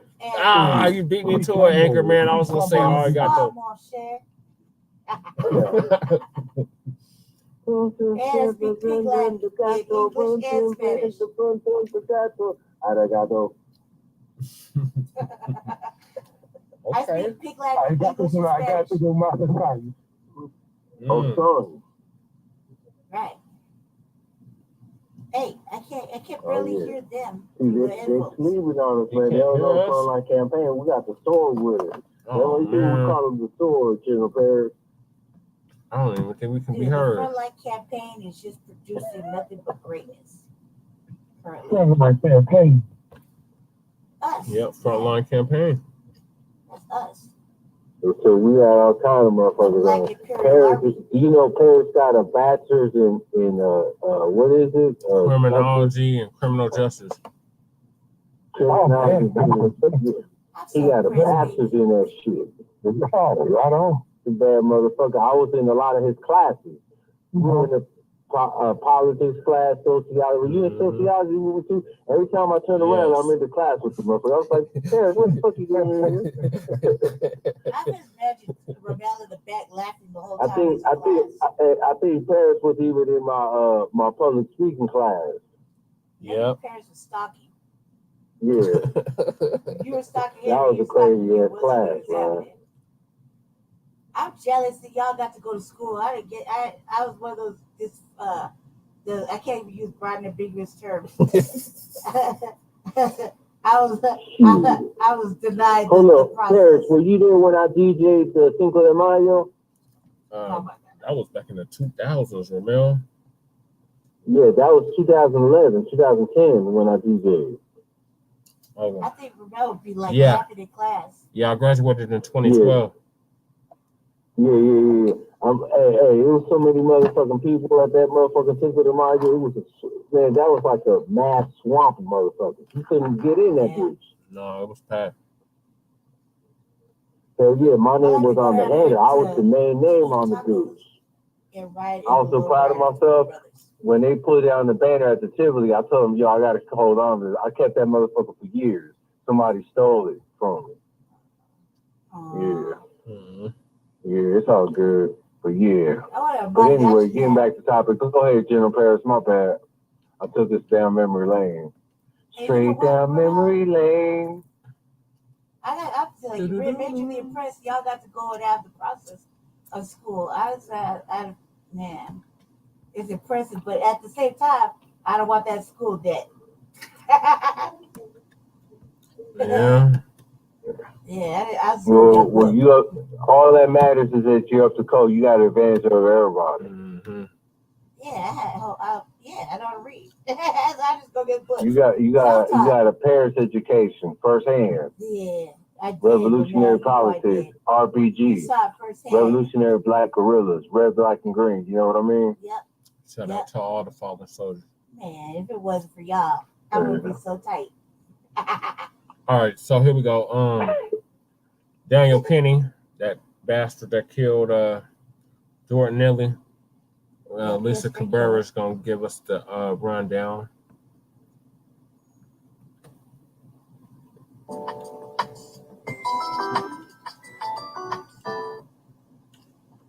Ladies and gentlemen, a few weeks ago I did a video on the indictment of Daniel Penny. You can see him here without his mustache. Well, on Wednesday, he pled not guilty in court. So he finally put in his plea. The former U.S. Marine pleads not guilty in Jordan Neely's killing on New York City Subway. So the former U.S. Marine sergeant accused of fatally strangling Jordan Neely, a homeless man, in a chokehold in a New York City subway car, last month pled not guilty to charges of manslaughter and criminally negligent homicide in court on Wednesday. Daniel Penny, 24, was captured in videos recorded by bystanders putting Neely in a chokehold from behind for several minutes on May 1st while they rode on a subway train in Manhattan. The killing drew national attention and sparked protests that month by those angered by the police not immediately arresting Penny, who is white. Following the death of Neely, a black man, Penny was arrested more than a week later. In a brief arraignment, Lasting only a few minutes, Penny, wearing a blue suit and a red tie, pled not guilty in criminal court in Lower Manhattan.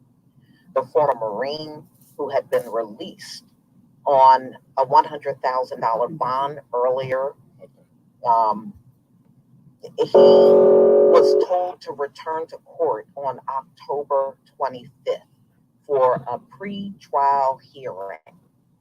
Earlier this month, a grand jury voted to indict Penny on charges of manslaughter in the second degree and a felony that carries a maximum of 15 years in prison on conviction, and a charge of criminally negligent homicide, a felony with a maximum sentence of 5 years. In the minutes before he was killed, Neely, a 30-year-old former Michael Jackson impersonator who struggled with mental illness, had been shouting about how he was hungry and was willing to return to jail or die, according to passengers on the subway car. Neely has said he acted to defend himself and other passengers and did not intend to kill Neely.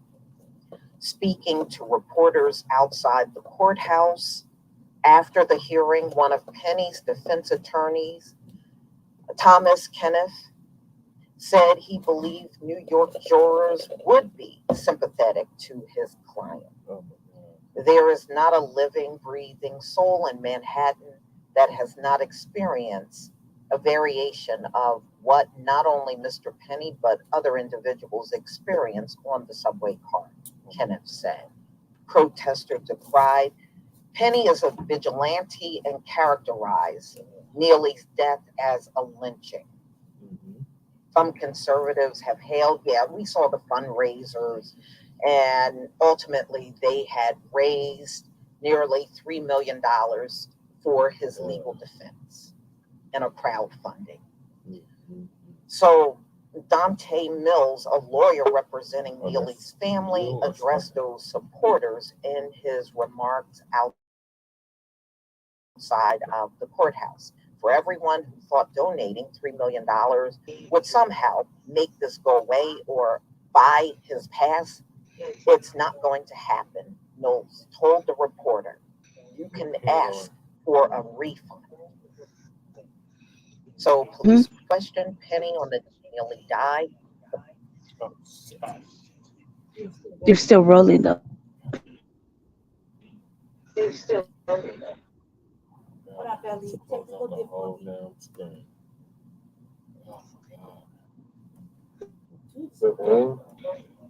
Hold on, family. Technical difficulty. Is Mel still on? Not the internet or the computer. Some got hot. Yeah, the AC is on. It was my So error. we can work with that, Jenna. Yeah. I'll pop it back in. I closed out the whole damn screen. I gotta start the damn queue up again. Yeah. You just saw yesterday. We couldn't get like 2 sentences out. Ladies and gentlemen, Yeah, in the meantime, at the same time, do we have any people who work? They didn't announce themselves, so I don't know. Oh, shit. It's like that though, man. They pop in and out.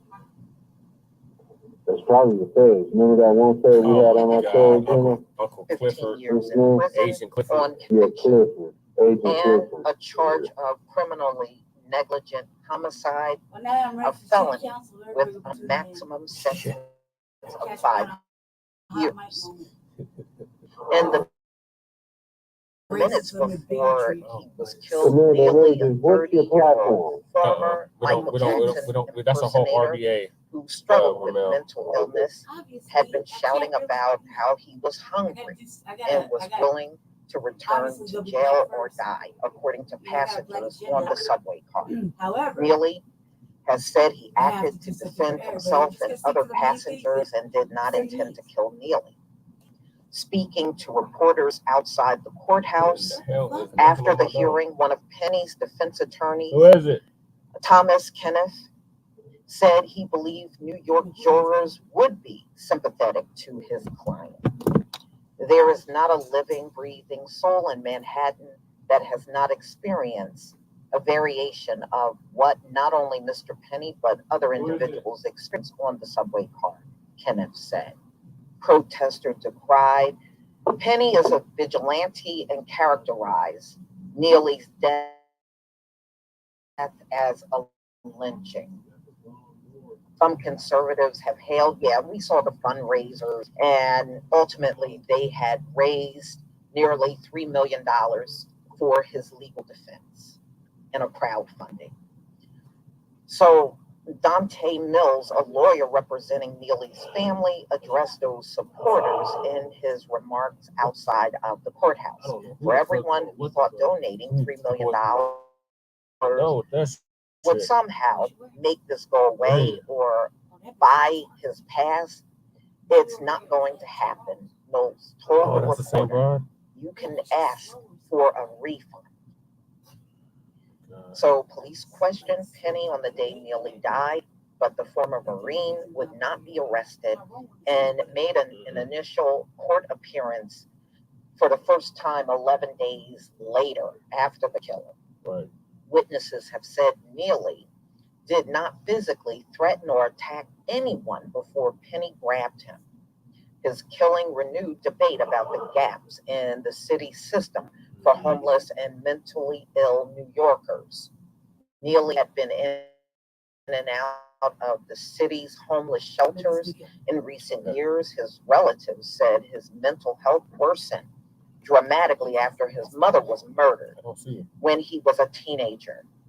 He had been arrested many times, most recently in 2021. So he pled not guilty. I will definitely keep up with this particular case, so he does not have to technically make another appearance until October 25th for pre-trial.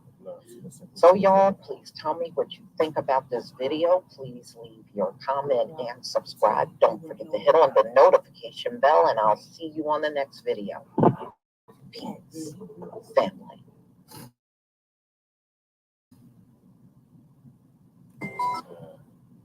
All right, Anchorman, what's your thoughts on the Penny Annie? I think that the motherfucker overstepped his bounds, man.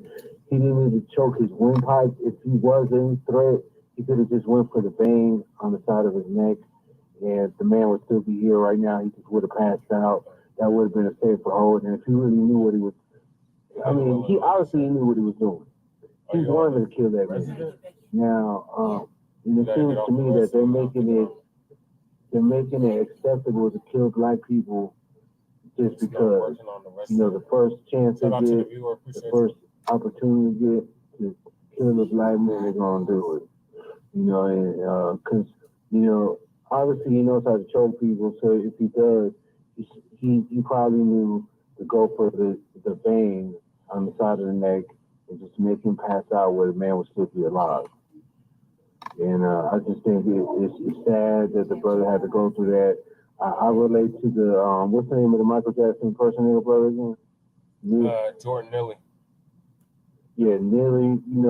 I also suffer from mental health issues, so I can only imagine somebody killing me if I start acting crazy or I'm off my meds or something.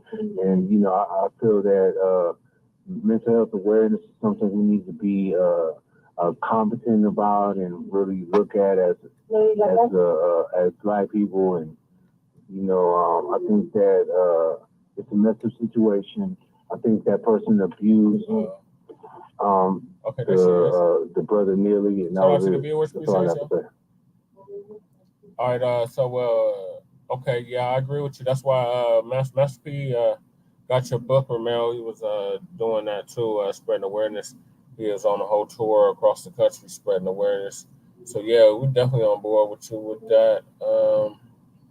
What are your thoughts, Tyrone? Well, I'm doing a research on mass incarceration and using California as a test case, and I've been studying and seeing that a pattern of them actually inducing mental illness among prisoners through their mass incarceration, especially when they start opening the other prisons like Pelican Bay and other supermax prisons that didn't have a focus on rehabilitation or anything like that, but their program was total incapacitation. So it became a Supreme Court issue fighting for the 14th Amendment right against cruel and unusual punishment. So I think they are inducing mental illness, and they want people to get mentally ill so they can take them out of the game. There's no sympathy for most people about mental illness, and it's sad because it's becoming a national crisis. That's a death warrant, that brother, and that's when why he every was clearly time mentally ill, he didn't pull out no weapon. He was unarmed. Why in the world would that many people be scared of an unarmed, skinny, mentally ill black man? Right. Well, they talking about to the point that they have to choke him to death. They talking about he had priors. That didn't make no sense whatsoever. They're trying to bring up his criminal history. They always do that with us. When we're the victim of a crime, they always want to bring up our criminal history, and it's we're not a victim. We are the perpetrator, and we deserve what we got. So this is what we're living under: black family racism, white supremacy. Wake up if you haven't already. We're at war. Lady Che, what are your thoughts on it? I'm like, where the humanity at? You know, if a brother is on the bus or on the train and he's hollering that he's hungry, I'm back in the studio.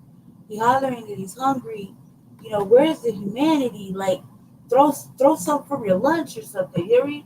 Like, why did it have to even get to that extent? And that white man know what he's doing. Mm-hmm. This is New York. This is Subway. Mm-hmm. Everybody's acting out, man. Like I was saying last night before we had to clip our show, is that I saw TikTok with a brother take a bath like a instant pool, like a little pool, put soap and water in there. He's on the train washing up, and he appears to be, I'm not gonna judge, he appears to be unhoused, right? Mm-hmm. But he's washing himself on the train. And everybody's like, hey, bro, stop, right? Mm-hmm. And in my mind, I'm like, if this is what you got to do to get attention from your mayor, right, to actually look out for black Americans, right, fucking in Eric New York, Adams. instead of the immigrants, Eric Adams. I guess you got to do what you got to do. Because Eric Adams was housing immigrants in nice hotels and shitting on foundational black Americans. So if that's how you got to get his attention, you know, if that's the extent, it might have backfired, who knows? But look what you got the unhoused people doing. You know, they took an inflatable, like a little baby pool. And it had soap, water, and everything in it. He was really getting down. But everybody's like, stop. You know what I mean? But come on, like, you will make it possible if you really look at it, whether it's supposed to be funny or not, if it was real or not. You're not making it possible for anybody to eat, rest, get shelter, take a bath, change your clothes. So obviously, if you got to do that to get the attention of your mayor, who continuously is shelling out for other factions, man. But where's the humanity in this situation? If you got a little sandwich, a banana, water, a couple of cents, you know, quarter or something, you know, to give him that. He's hungry. Well, since when we become a place where we deny people food in America, right? The other thing that bothered me was that he pled not guilty. Who said what the fuck, man? He did it. He knows he did it. He already admitted to it. You know what I mean? And now because he's white and he says so, well, they're just gonna let that pass. Yeah, because he did that interview. And my question is this: what you gonna do about that, New York? That little protest you had at the subway obviously wasn't shit. So what you gonna do now? They need to recall goddamn Eric Adams. What the hell they need to be doing? Eric Adams is like Gavin Newsom, you know, and every and other blackface. Trash. Yeah. That's trash, you know? And he's just doing whatever he's doing with it. But look at the people are starting to like when you go to that extent, like I was saying, whether it was TikTok or it was fake or not, that's a serious situation. And not everybody has mental health issues. You know what I mean? It's a narrative that they're trying to promote. They're all of a sudden saying everybody got mental health issues. Everybody's on drugs. Everybody's a dope fan. Yeah, everybody's on drugs. Everybody and nobody know how to think for themselves. And we're just supposed to slide and let the LGBTQ continue to step on us. Asians go ahead and step on us. Venezuelans and everybody else is coming in and living great, getting apartments and whole new stoves and stuff, go ahead and shit on us. You know what I mean? And no reparations. Fucking Gavin Newsom doing fucking press everywhere with Biden. And nobody's haunting them. Black people should be all in motherfucking Gavin Newsom's dreams, dinners, his presence, just staring at us, just staring at him. You don't even gotta say shit. Just staring at him. He's like the enemy to black people. You know what I mean? He basically did 2 years worth of fucking nothing for nothing. And we're still taking it. It's like, come on now. That's enough. You know what I mean? Right. I think that they shouldn't let him get away with it. I think that when they started raising money and people started fundraising to that dude's bond was ridiculous. Isn't he like the only one that got fundraising 3 million, 4 million? No, the one that white bitch that killed that sister in Florida, she got a fundraiser. Cracker House get it? Cracker House, definitely. Yeah, that's the Cracker House effect. Yeah, Cracker House is getting donations too. Mm-hmm. It's a fucking conspiracy. It's like, I'm just kidding. It's not a conspiracy. It's why they say so. And they got the complexion for the protection For the to get away collection. with shit. Yeah, there you go. And they got the collection for the protection for the collection. Yeah. Hey, That brother, shit's fucking out of control. The investigative reporter, I noticed something. That they came up with a fund for this to make drawn. Why come we don't do stuff like that when we get in legal problems that we donate for a fund and help us? Right. Well, we do it in silos, but not collectively. Yeah, we should have something like that. I agree. And do that. We should rally whenever they try to unjustly use their justice system to destroy us. But that's where the cohesion, if we had the cohesion, I think we would do that. But we don't have the cohesion. So everybody is like, the only color is green. Yeah. And Financially, racism. not everybody's in the same spot. Yeah, definitely. You know, like financially, like there's people who You still definitely have your with haves nothing. and you have your have-nots. Yeah. We're still at the have-nots. Mm-hmm.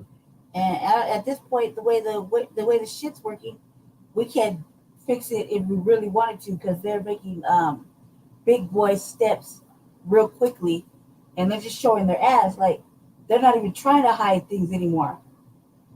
They're not even being covert with the shenanigans. They're doing it right in our face. Yep, overtly. And we're just sitting there, Mata, like, looking at it. is that brother Turo? Greetings. Welcome to Frontline Black News. Hey. Peace. Peace, bro. Like that. Can you hear us? Yep. Can y'all hear me? Yes. Yeah. Peace. I don't even know what I joined. You joined Frontline Black News. Season 3, episode 13. We are on the topic of, we were moving from Jordan Neely situation. What's your thoughts on the Jordan Neely situation in New York? You're just clicking links, huh? Okay, the situation in New York. Yeah, with the brother that got killed on the New York City subway. When did this occur? Back in May. Okay, I could dig it.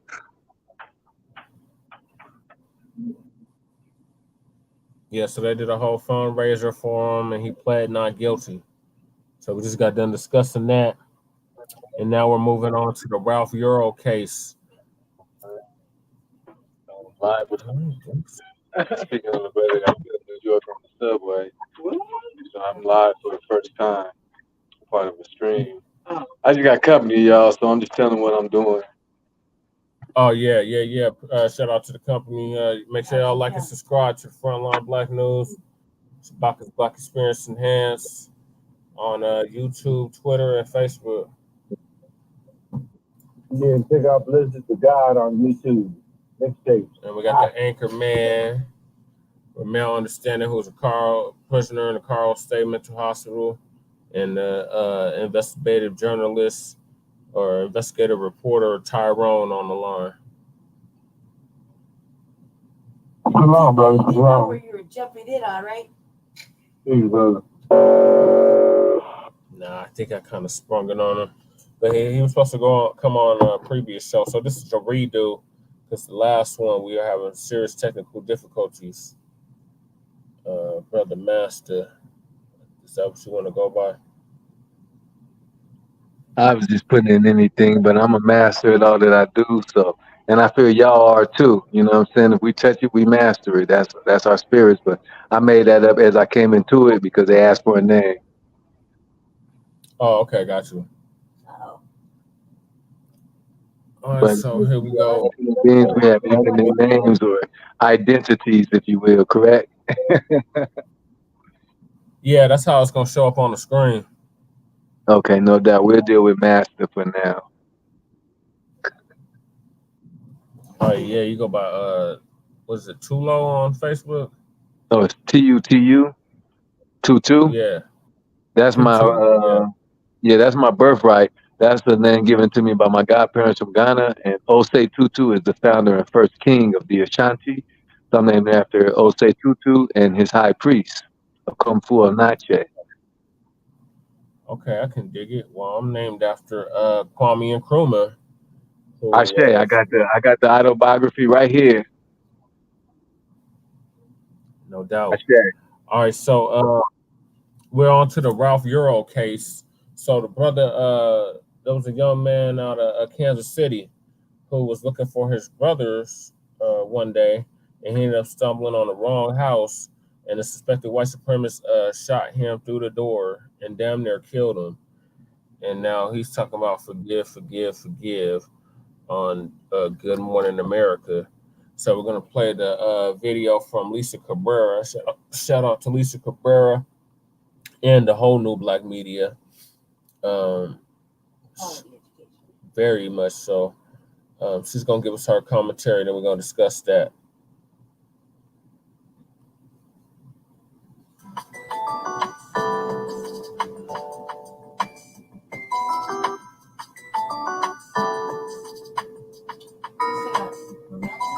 Mm-hmm.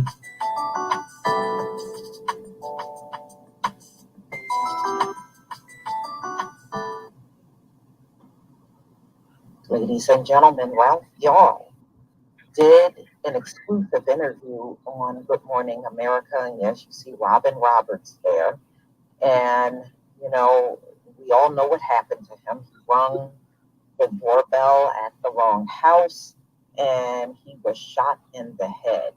And he actually looks great. Now, you know, his mother does point out the fact that he's been struggling. And I'm sure, you know, that's a serious thing to happen to your brain. So for him to be able to speak as well as he does, and he can still walk and get around, that's pretty good. But, you know, his mother and his aunt are both in the medical field, and they said they have, that's why he's made such great progress, because he has so many relatives that work in medical field and they can help him, you know. And it really is an advantage to have people like that in your family. I know for me, most of my mother's sisters were teachers. And so growing up, I was able to stay steps ahead of the other students, because I would be learning a lot over the summer. And the things I would learn, by the time I got back into school in the beginning of the year, I was already well ahead. So it does help.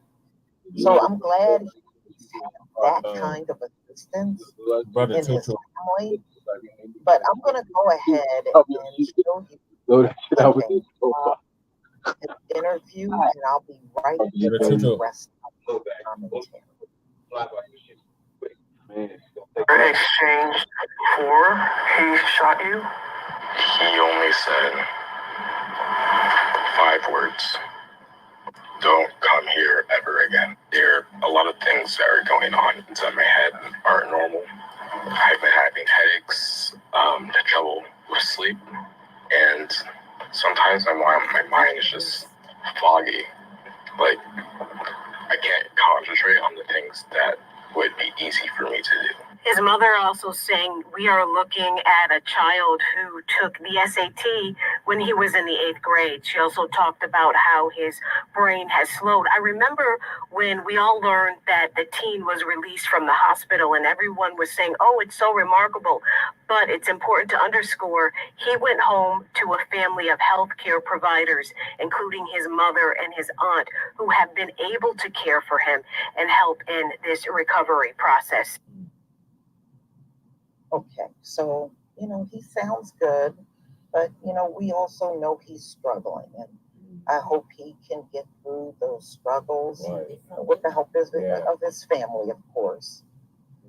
So we know this happened in Missouri, and state of Missouri.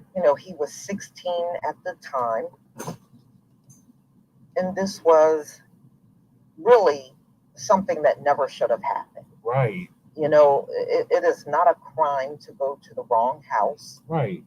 It sure don't warrant anybody getting killed because you turned in some driveway. I think you just have too many people out here with guns, and they don't have their head on right. Nope. They really don't. So you heard what he said. He does remember Andrew Lester saying to him, don't come here ever again. So we know that was the 84-year-old white man that shot at Ralph Yurl, and they were very hesitant to take him in because if you remember, he was not arrested immediately. Yeah, they didn't arrest him immediately, nope. And as far as I'm concerned, they set his bond way too low, but in these incidents, they usually do. Like so if you remember, 10, Lester crazy was like charged with 2 felony counts in the shooting, and he claimed he thought Ralph Yurl was trying to break into his home. Usually when people are trying to break in your home, they don't knock and then stand there waiting patiently. Yeah, I think he did plead not guilty. Wow. I don't know. That's so anyway, Ralph, you remember is shorter than 6 feet. And they was little. Brother too. I'm thinking there's no way he actually going to and it happened. So that's what he said. So Ralph described running away from the house, bleeding from his head and yelling for help. And it took a while for somebody even to come out and help. And that just goes to show you, aren't these folks always trying to tell you they're good people? They're good people. Well, where were the good people on that day? Shit is supposed to die. It took a while before someone decided to help, made him get on the ground and put his hands up and all that crap. What kind of damn help was that? So anyway, and it makes you wonder if one of them were in a Black community, would they get that same treatment? Probably not. Yeah, I can see it. Probably not. Sharing. So everything's in my mind. So Lester, when this first happened, he was detained, and I remember a lot of people were outraged. Less than 2 hours the night of the shooting, less than 2 hours, and they turned around and let him go. This was the Kansas City Police Department Detention Center. And because they kept him for such a short period of time, it sparked outrage, not only within the community, but also nationwide. And there were calls for the days after that for him to be charged. And they took almost a week. And if you remember, they didn't pick him up. They allowed Andrew Lester to turn himself in. Now that's privilege. Yeah, that is for real. Privilege. Yeah. Definitely privilege. So since all of that happened, we know Ralph continues to recover. And he also attended a unity walk in support of, you know, what happened to him. And these were students at the school that he attended. And they said it was a total of 1,500 students and staff that showed up for the walk.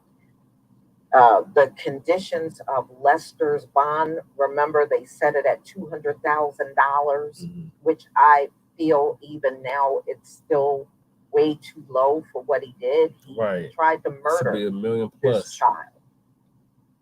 Should be no bond. And he is no longer allowed to have any weapon or have any direct or indirect contact with Ralph or his family, which I don't think he was ever going to do. And I did a story on Andrew Lester, and it said, like, in the last few months, he had to move 3 times. I guess people putting in his face what he did, and he just can't handle or take it. So anyway, a judge granted a motion in June to seal evidence in the criminal case against Lester after his attorneys argued the media coverage of the case would hinder his ability to get a fair hearing. I could care less. He shot a child. I could care less. So y'all, let me know what you think about this video, and let me know what you think about seeing Ralph Yurl for the first time since this happened, and he's actually sitting there and can speak, and I'm just glad he's not in worse shape, because this could have really been deadly for That's him. what I wanted to play him talking about. Please He leave your comments forgives and subscribe. Andrew Lester, yeah. Don't forget to hit on the notification. He's obviously not right now. He's super smart. So I don't think he means it. But just say go ahead and act like he doesn't mean it. I wouldn't mean it. He did the SATs. He was real young. Yeah, I don't think he means it. Just gotta bypass it, act like you don't mean it. It's the injury talking. Because them might.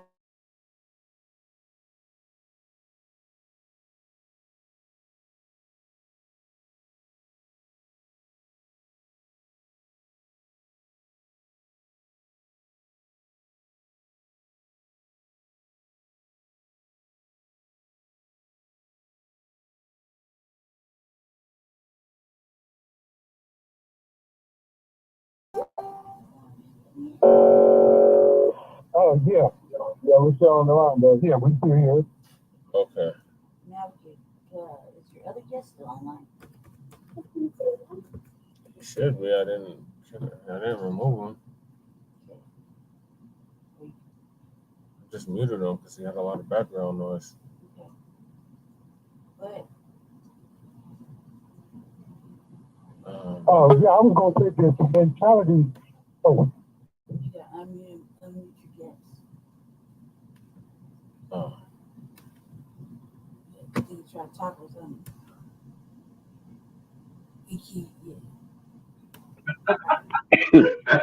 Sorry, brother. I had to mute him because you had a lot of background noise. I'm trying to play this clip.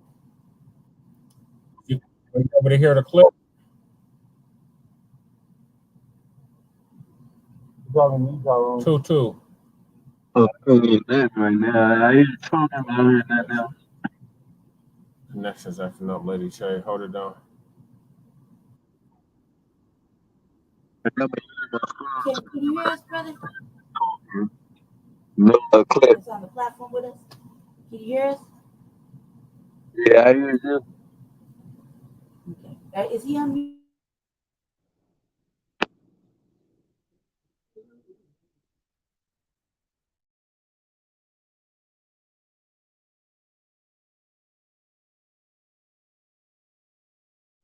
Can anybody hear me? Hello?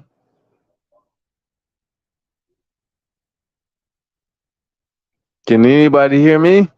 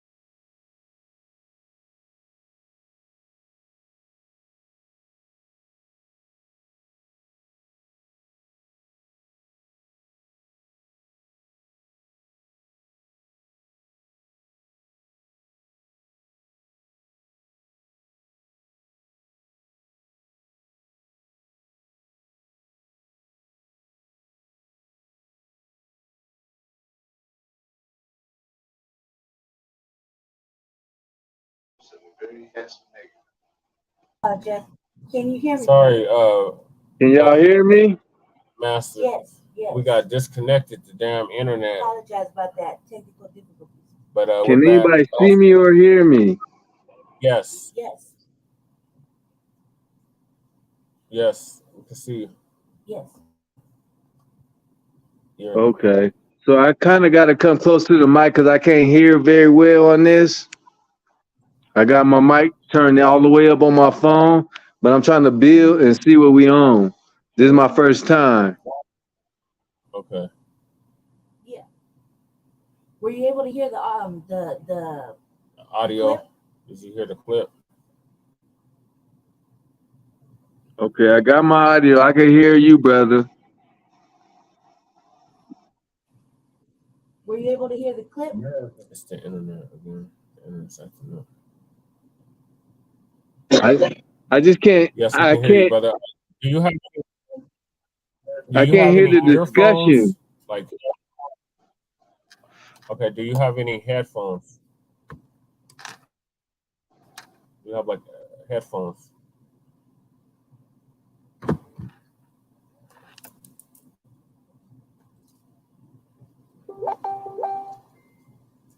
Do you have headphones?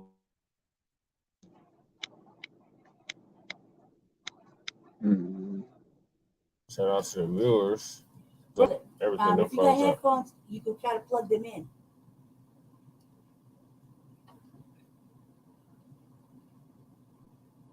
I don't know if I can be heard. Yeah, because he's kind of moving around. You got headphones, brother? I do not. No. Yeah, the I only can way hear that this you a little bit though. It's just real low, so I'm just following the conversation. I'm just listening in. Okay. Which one is low? Which person is low? Hey, give me a moment. I'm gonna put my ear to my phone. Now, what did you say? Okay. Okay. Just saying, which one of us is low? Right. Okay. So I can hear you right now. Let me hear the sister's volume. I just heard you. Can you hear me? You're not low, brother.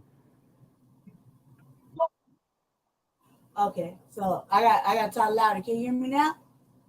I can hear you a little bit, but I'm gonna just keep my ear to the phone. I can't do the video and hear you.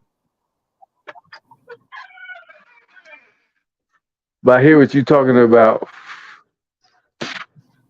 Okay, gotcha. Earplugs when you come onto these things, but you didn't know. So just for future reference, because you have a hard time hearing us, and we have a hard time hearing you.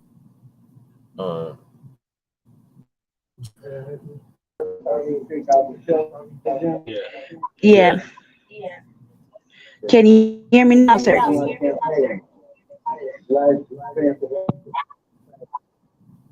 Yeah, I can hear the sister. Okay, he said it. Yeah, I gotta take myself on mute.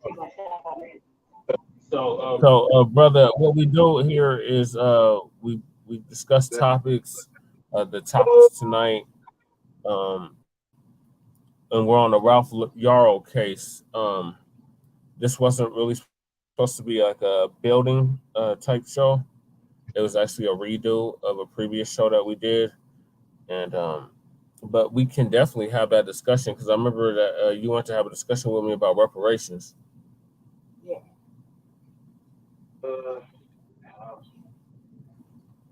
You say a special about reparations? Yeah, so this show currently tonight is just a redo of a previous show that we did yesterday. So if you want to, we can do a show specifically about reparations because I remember that you wanted to have a discussion about that last week. Yep. Knowledge about reparations, you know. I'm basically coming about knowledge of anything, but reparations is definitely one of my sharp topics. We still got more topics to get to. No doubt. We're having these technical difficulties, guys. So. Yeah, and we have a blog talk radio show that you can call into tomorrow called Shabaka's Black Experience Enhanced. I can message you the number on Facebook so you can get in. Okay, you know what time? Tomorrow. Okay, 7. I definitely try to involve myself in this. It's gonna deal with the reparations issue. No, this is about mental illness. But that's the whole show. We don't. Brother, you got a real quick question about it? Okay. We can answer real quick for you. We can build on that. Just like real quick.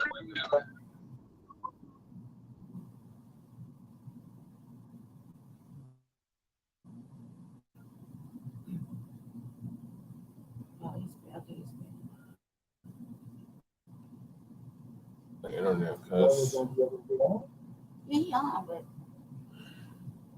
I mean, brother, if you want to ask something real quick, yeah, I'm sure we can. You're my little brother. Make a. We're gonna build, brother. Can you send me that through my messenger so we can build on that? I got my family here right now. My little bro right there. My bro and his wife. Yeah. And we all just building right now, but I'm trying to listen and follow and build because you know my podcast coming soon, and we covering entertainment, education, labor, politics, law, religion, sex, war, and economics, etc. And I'm learning from you. We met one time in the park. Is that what you cover, brother? Look at this screen.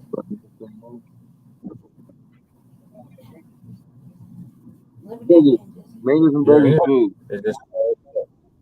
But yeah, can you see the screen? See if I can make that picture bigger. So when I click on it, it ain't letting me make it bigger, so I can't see it. It's a little pictures on my screen. Let me see if I can expand It's the United Independent Commissary Code System concept. That's what's up. So what we own is a black tax. And you'll hear more about it soon.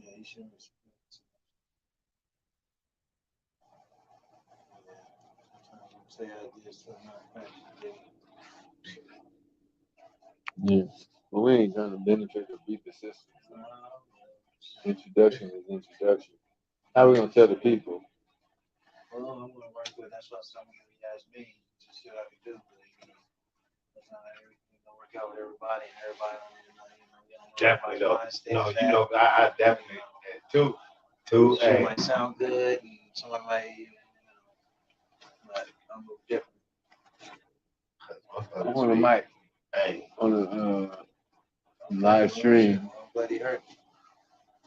God damn it.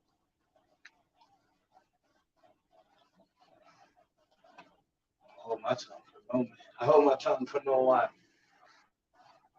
no glass. Oh, I guess I ain't on nothing now. Look. I know they didn't cut me out. There ain't nothing going on. They took our idea and ran with it.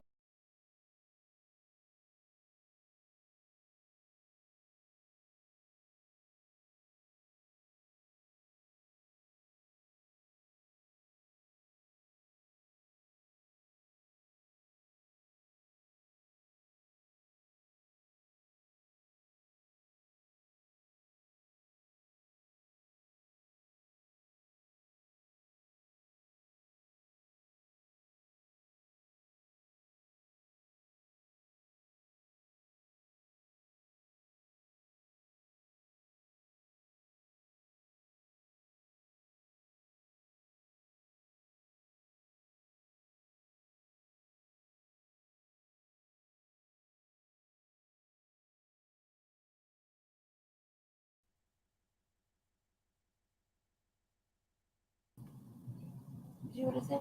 Yes. Okay. We lost the brother. Okay, well, we lost you, but if y'all hear me, hold on a sec. If y'all hear me, Yeah, I'm back. and I'm here tomorrow, I'm gonna do an RVA, and Jesse can help me. What time you doing RVA? If I'm here tomorrow, okay. You're not gonna be able to do it here. Why? Doing the show tomorrow. At 7 o'clock. We can't do it earlier? I guess, man, we'll talk after this. We'll talk after this because I'll say that we can do it early if I'm here, but I guess Jesse don't want me to do it, so I guess I'll just have to wait till Thursday. I got no internet at the crib right now. I go home, I ain't got no internet. Yeah, Can you hear me? for it right now. But I can do it after the show later. No, you can't do it if you're having these technical difficulties. Okay, can you hear me? Yeah, we can hear you, Shabaka.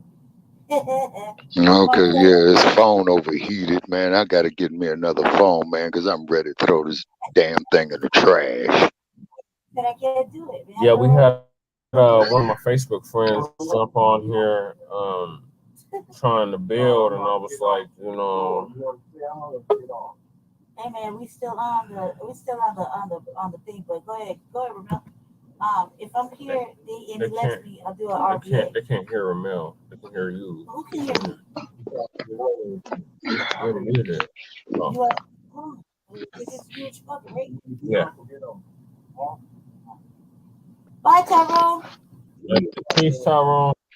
All right, peace, Ramel. Oh, Tyrone was on? Yeah, Tyrone and Ramel were on. Oh, okay. And then one of my Facebook friends helped on brother Tutu from Ghana. I guess he said this. Oh, okay. He had his whole family over, and he was trying to build with us. And I was like, man, we got certain topics that we're discussing tonight, so they're supposed to call in tomorrow. I personally think we should make concessions. No, not at we're at 2 hours. And we still got Okay, they're gonna call in on a podcast tomorrow. I know, but we deny brothers learning education and stuff. Come on now. I know, cause it's just never mind, man. Go ahead. Hey, welcome back, Shabaka. Hey, thank you. Yeah, this phone overheated. It's time to get another phone. Are you getting tired? And whatever y'all do, don't buy this type of raggedy ass phone that I got. Boy, I sure do miss my LG phone. Yeah. But this phone here ain't shit.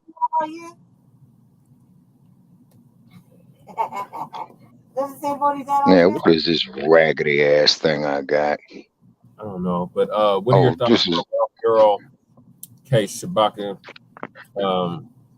The young man we played his Good Morning America interview via Lisa Cabrera, and the young brother. I guess he's on some apologetics type. Oh, you talking about Michael Strahan?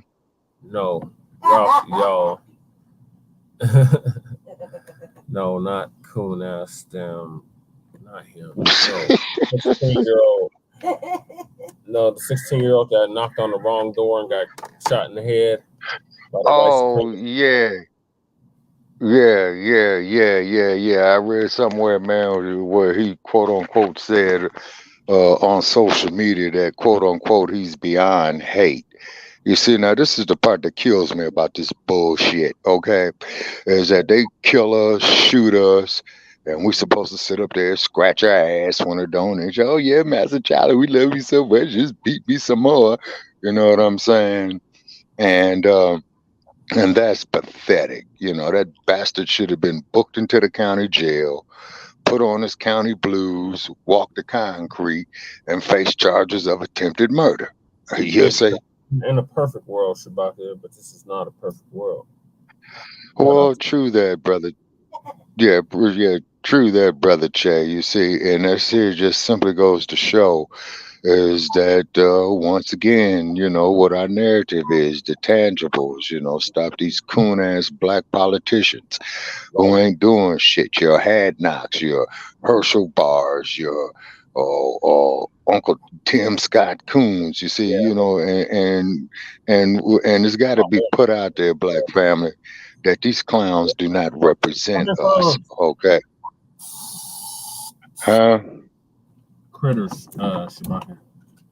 Oh, you got critters. Yep. Yeah, we'll kick them off the planet, you know. Exactly what I'm doing.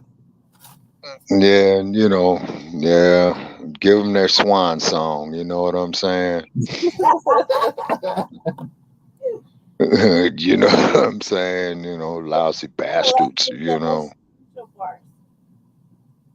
And then too, on our unhoused neighbors, just putting it out there in Los Angeles, there was a homeless encampment that they cleaned up, you know, and like I said, Karen Bass, she ain't shit.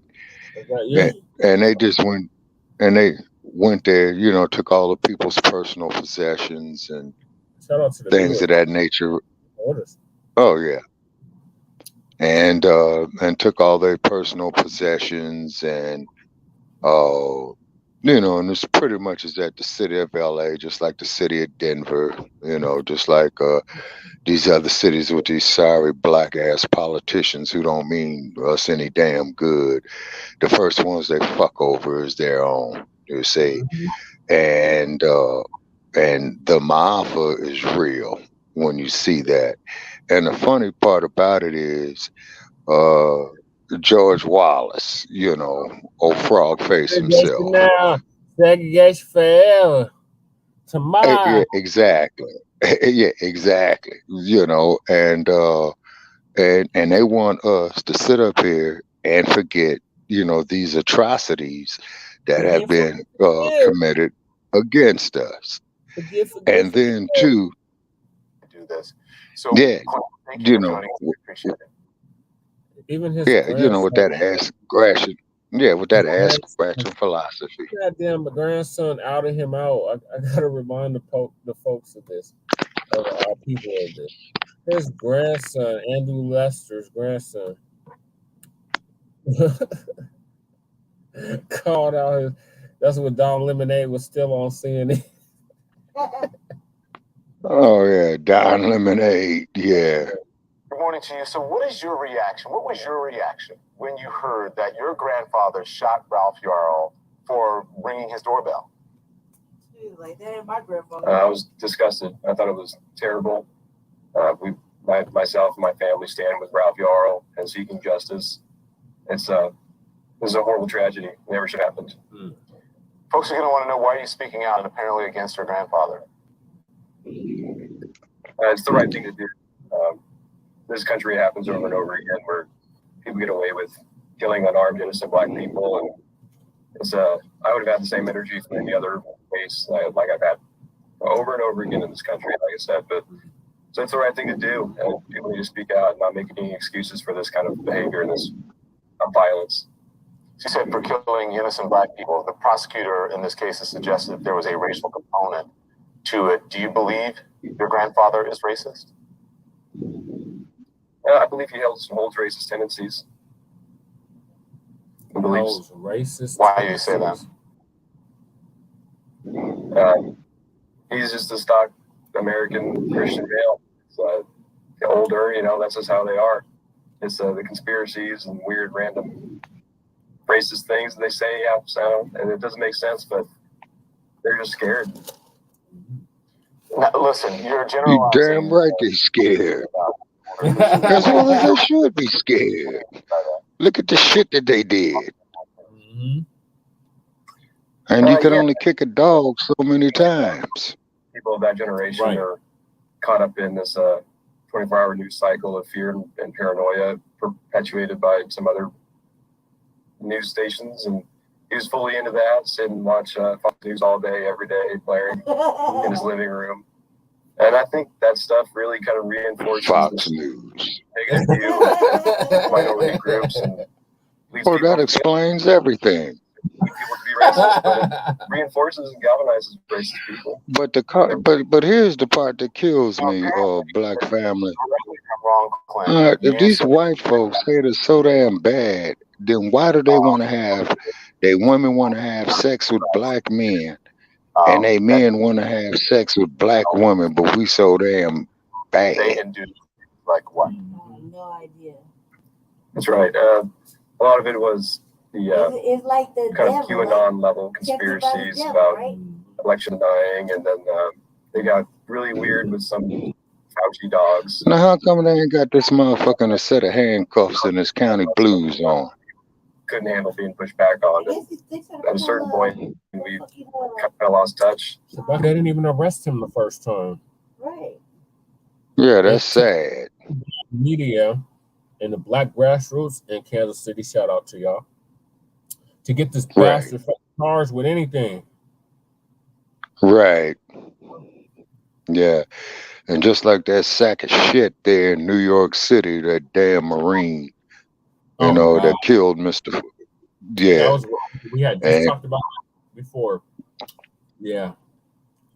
Yeah, well, you know, that punk bastard, you know what I'm saying? Yeah, the Penny Annie. Well, yeah, the Penny Annie punk. Yeah. Well, what it is, folks, pulled up some old files, and it's like this here from the 70s. And passing it on to the next generations is separation is the only answer. Yeah, that's how I was telling Double R. Yeah, no. Yeah. See, we can't keep putting up with this shit. You know, Dr. Malik Zulu Shabazz was right. Yes. Separation is the only answer. Yep, you see what I mean? Separation. Yeah, because see, I am sick and tired that every goddamn time that I go out on the highway that I'm gonna get pulled over by some race soldier. You see what I'm saying? And then he runs my ID. You see what I'm saying? And then the only thing I have to say is that they want to make the illegal immigrants race soldiers. Okay, in the city of Chicago. Yeah, that figures. Okay. Well, just to show you how they don't give a damn about us, okay? And hate mail, yeah, you could inbox me at Shabaka Sankori on Facebook with your hate mail. Hit me with your hateful tweets at Tweety Bird, Shabaka capital EXP. Okay, it didn't work, black family. Integration does not, will not work. And we will be nothing but goddamn fools to sit up here to try to coexist with a people that are dedicated to our destruction. Right. The Tuskegee experiment, the transatlantic slave trade. You know what I'm saying? And hey, and Dr. Truth Bay is right in what she said. You know. Yeah, she's right on what she says, and respect the doctor very, very much so. See, but you will sit up there and show us killing ourselves and all this other type of bullshit. You know what I'm saying? And then as soon as we come out here, you know, to countermand that type of stuff, you know, to build some solidarity, we're hated. We're called racist, and we're supposed to love our oppressor.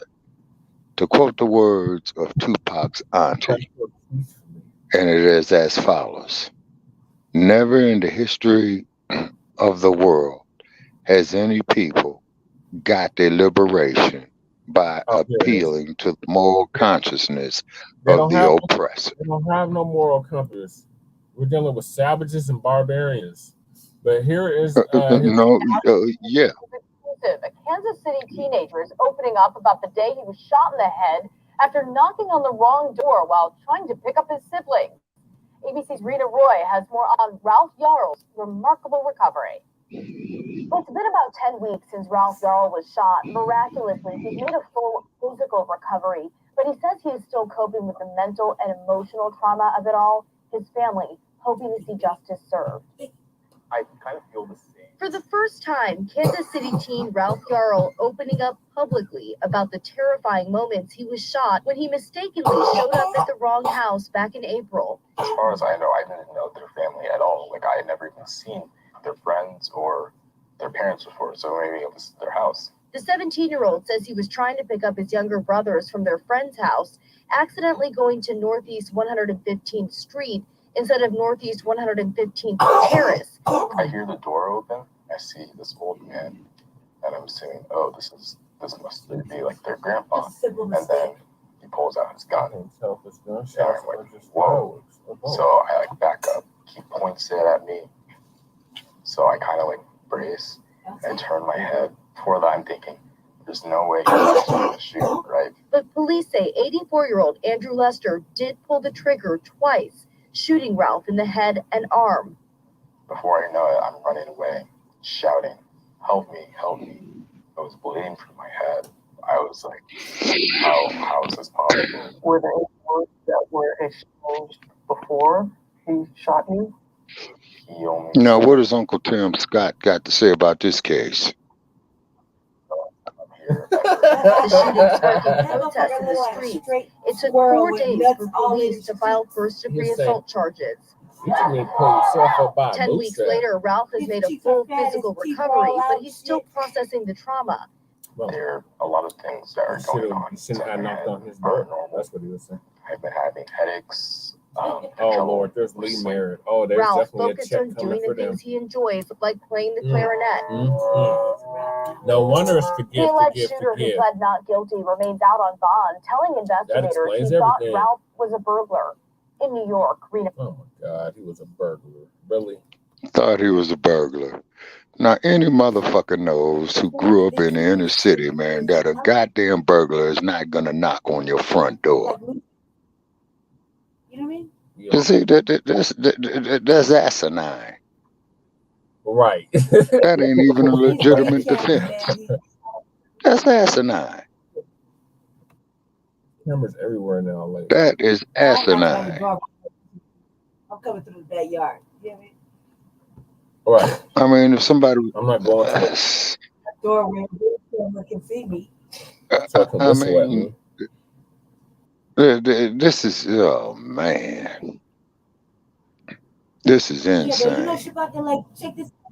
I have been in certain parts of the world where the streets are like the same, where they're separated by avenue, street, drive, right? And it's like the same address. It's a common mistake, like a simple mistake. That white man intentionally shot him. Mm-hmm.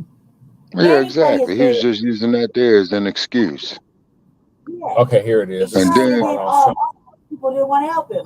Well, he says, forgive. Kansas City teen shot in the head for ringing the wrong doorbell wants justice and a conviction for the accused gunman. KBC9's Bria Berry has the latest on Ralph Yurl. Bria? Well, Ralph took part in an exclusive interview seen here on Channel 9. Back in April, he was shot twice when he went to the wrong house to pick up his siblings.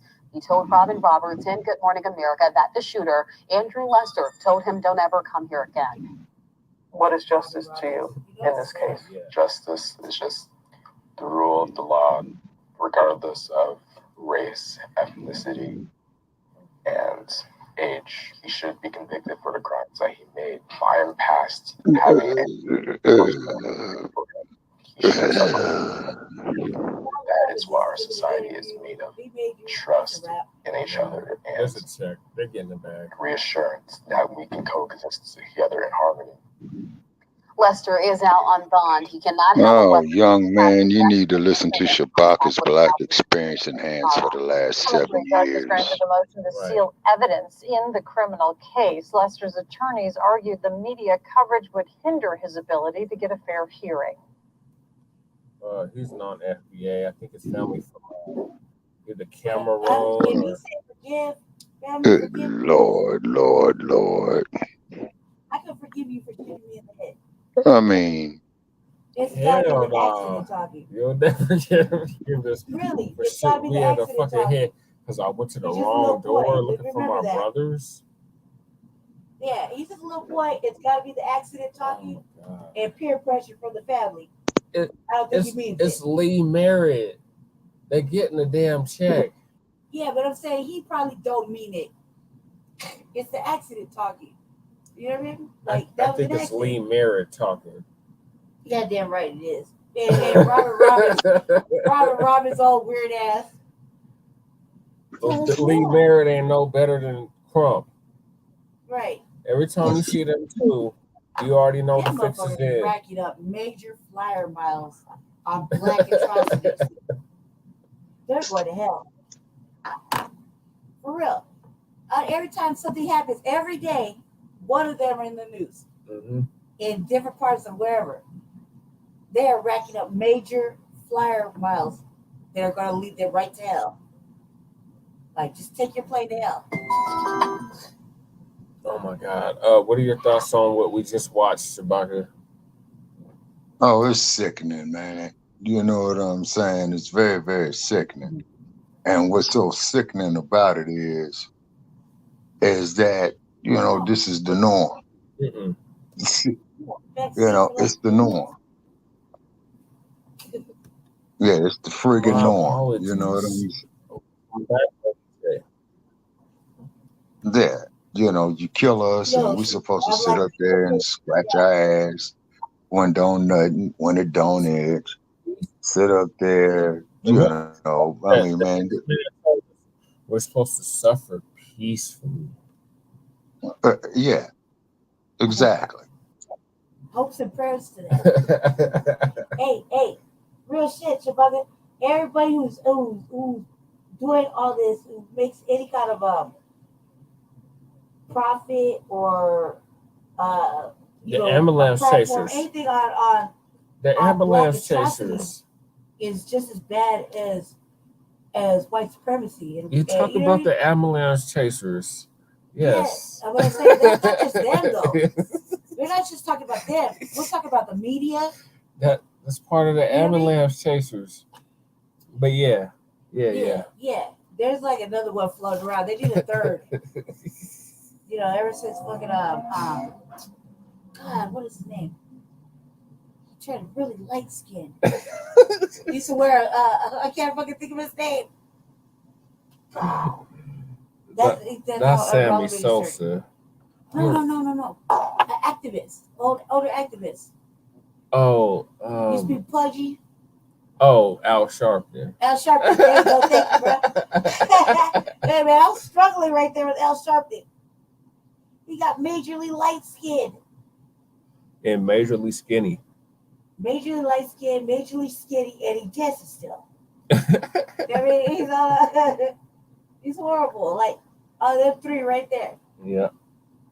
The ambulance chasers. What beat? Oh, it must be Shabaka. Yeah. We're talking about the ambulance chasers, Shabaka. They're going straight to hell, Shabaka. Oh, man. Which one is it? Ben Crump or who? Oh, did you say Merrick? Okay, another ambulance chaser. Yeah, another ambulance chaser. Yeah, you see. Now, I'm going to tell you something. Now, the Supreme Court struck down affirmative action, right? Sammy Sosa. Now. No, Sammy Sosa. Okay, now the Supreme Court. Yeah, but okay, but the Supreme Court. That's true.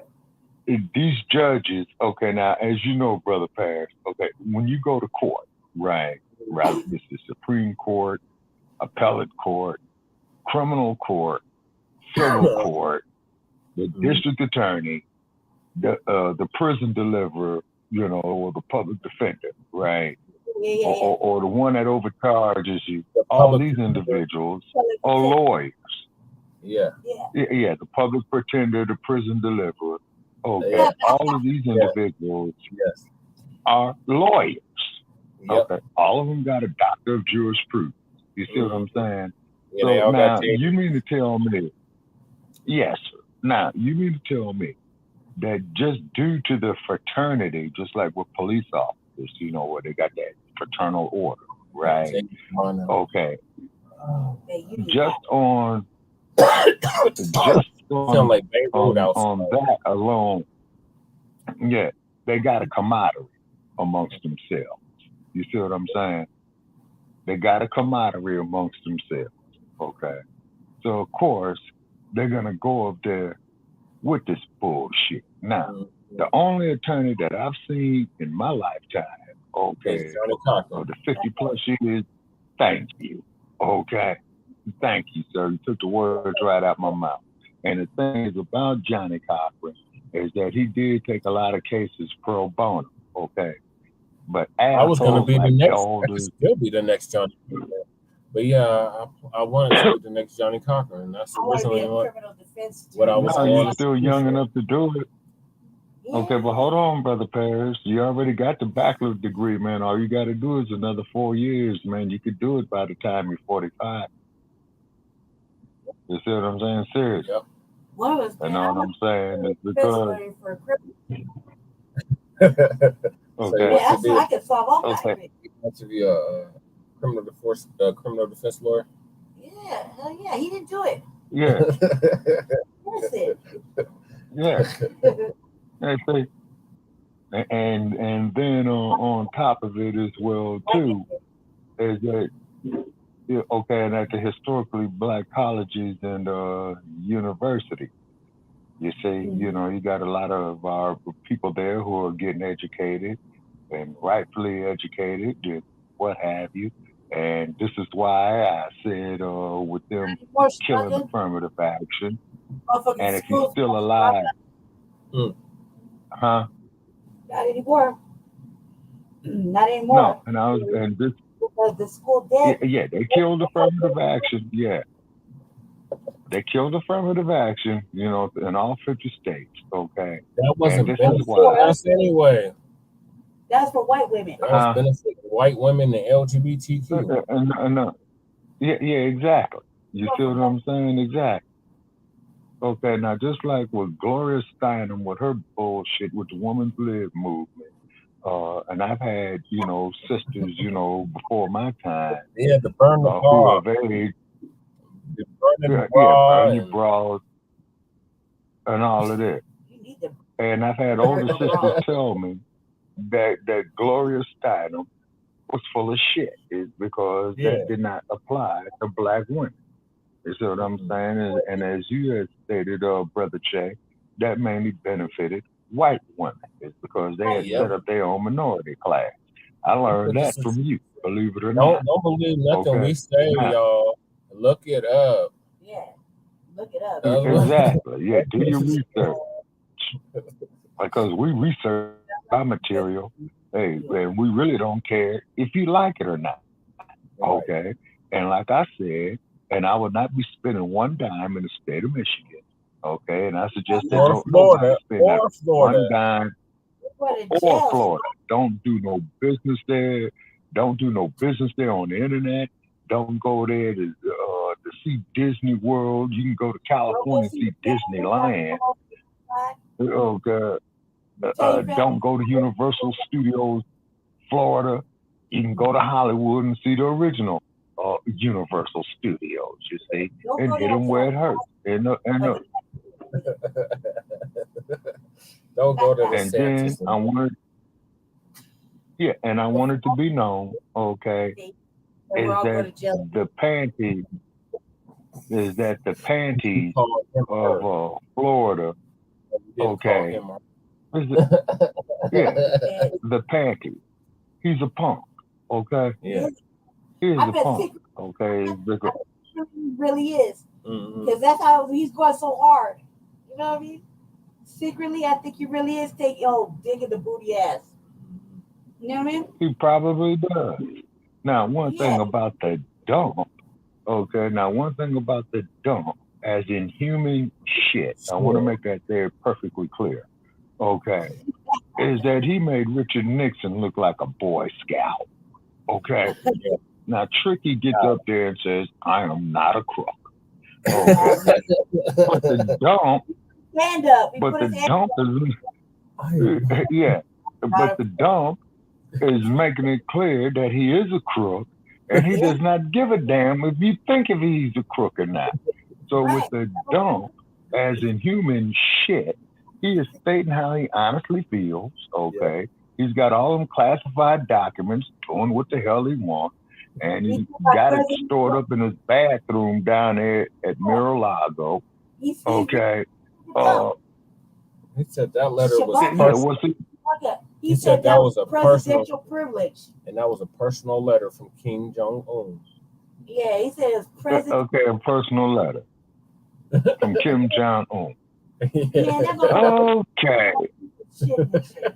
Okay.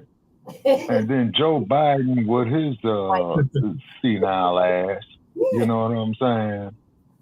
Okay, I'm wondering if that motherfucker will still be alive when the damn presidential election comes along. Oh my God. Now, Joe? Okay. Okay, now, if Sleepy Joe goes to sleep before the next election. I'm serious, Shabaka. He gonna be alive. It's all bad. It's all bad. It's all bad. Because then you're gonna have old Kamala, you know what I'm saying, who has a tainted past herself with extramarital affairs with the former mayor of San Francisco, Willie Brown. He was 60, she was 30. Okay, this is all public record, folks. This is public record. So therefore, Madam Vice President, you're welcome to give us a call tomorrow too on the 4th of their lives. Yeah, we definitely got You know what I'm saying? Yeah, 4th of their lives, exactly. Yeah, and then, and keep in mind, I think it would be a great achievement if we can get the Vice President to call in. You see what I'm saying? Yeah. Okay. And I would tell, Kamala Harris, is that, well, ma'am, you the Vice President, you didn't do nothing for Brittany Griner, okay? Oh my God. Your boss, Sleepy Joe, is senile. You see what I'm saying? Something is wrong with him. Sleepy Joe is all fucked up, okay? He's now, 82. 82 by the time the next election is. Exactly. Now, he'll be 83 by the time the next election is. Tell you, he's gonna be taking. Okay, so which means he'll be 84 when he's inaugurated if he wins. Oh my gosh! Oh my God, he gonna win, man. That shit's so motherfucking the voter the whoa. You know what I mean? The polls are low. He's like so this old bastard is gonna be sitting up there administering, policy and stuff like that in the U.S. from the old folks home. Yeah. Yeah, you can put them in the same old folks. Hold it. You can put them in the same old folks home that they got Jimmy Carter in it. He's probably at the Balfour. Or one of those elite nursing homes for old wealthy people. He gonna be in a villa? Yeah, he gonna be in a villa or a Balfour. Yeah, some lady is gonna be wiping his ass and shit while a bunch of blowing crack smoke in his face. And then there's already, and then about a year ago, there was a picture I put up on my wall where the dude shitted on himself. Okay. Oh my God. No, it'd be with little girls. Remember? Yeah, that too. Who knows? Maybe he might sit up there and go get loaded with his son, Hunter Biden. Hunter looks like a real fun guy, man. Looks like there's never a dull Hey, real shit, everybody. Everybody he got 5 baby mamas. How many baby mamas does Hunter have? Hold on. Everybody kept Well, saying about 5 or 6. listen, everybody kept saying Hunter Biden was smoking crack, right? But Hunter Biden got a meth pipe in his mouth.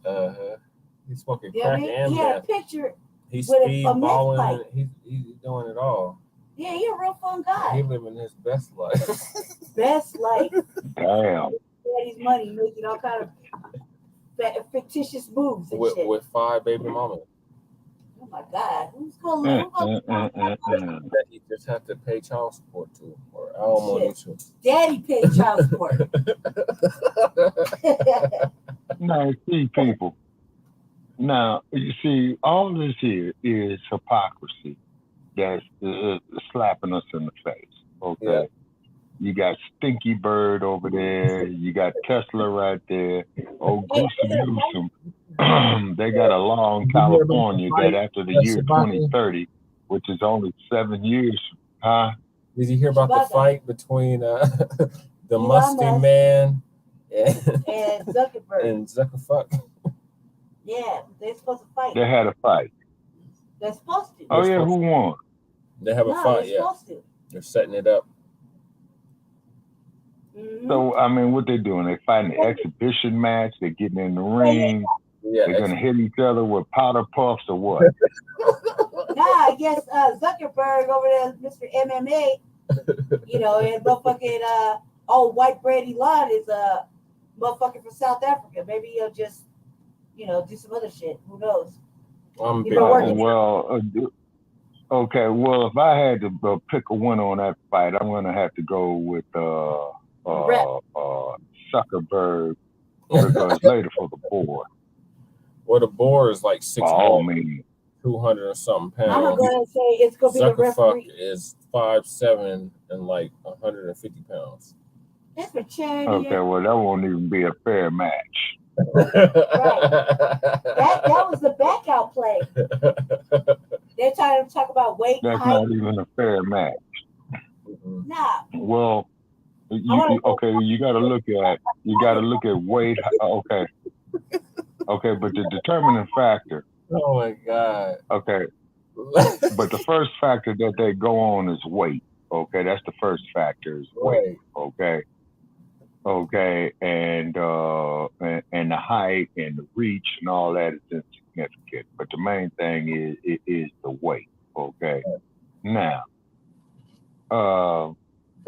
these guys just have too much juice. Okay, now anytime I go up there on Tweety Bird and Tweety Bird. Now, one thing I have to say about old Sarge was right about something.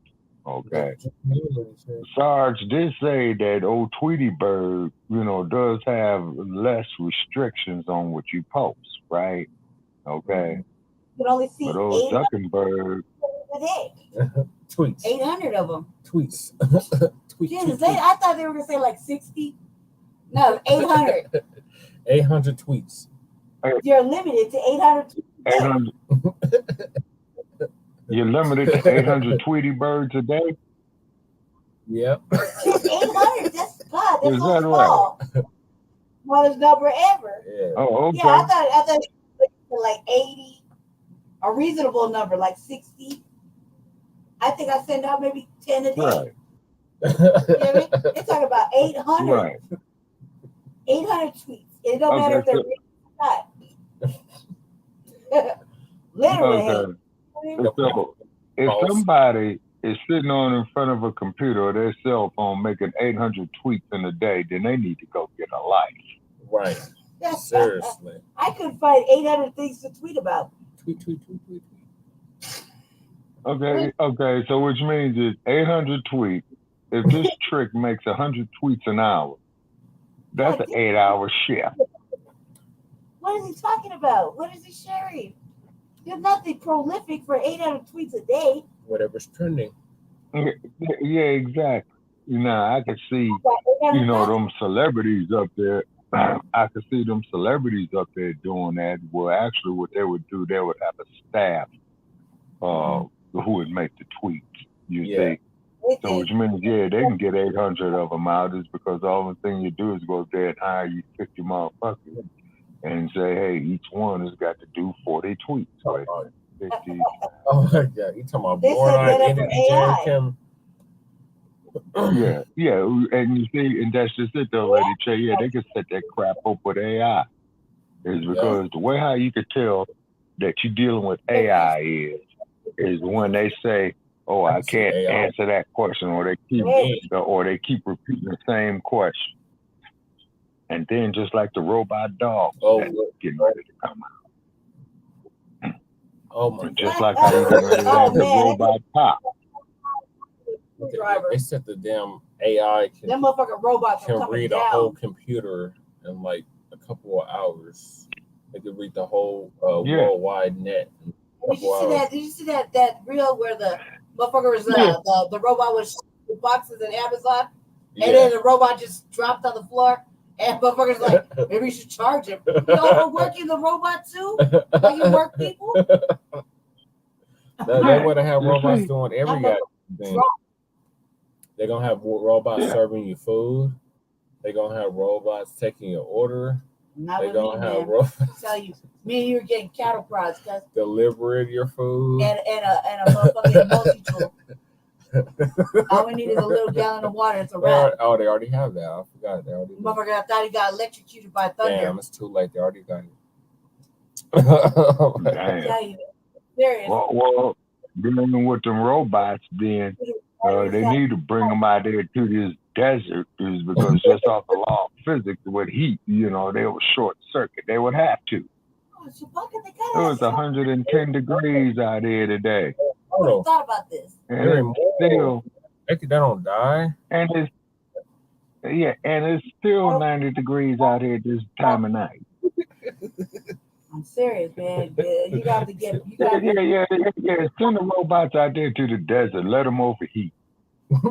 Shit, and don't let them be able to charge to no Tesla mobile, no Tesla plug-in station. Dude, they wouldn't be able to hit the desert from California to Vegas. That little trot where there's nothing.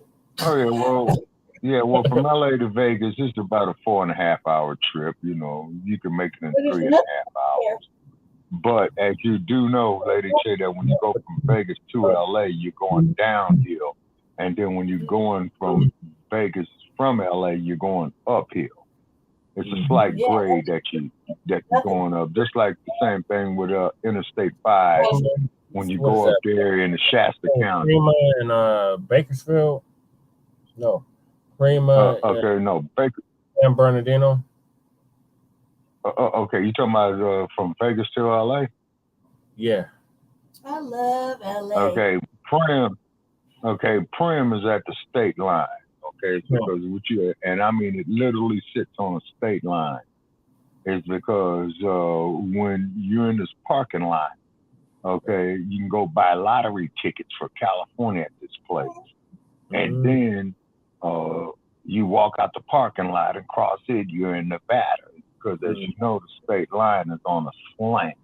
Yeah. In that part, of California, it's on a slant. Jail in Cali, or they take them to jail in Vegas or Nevada.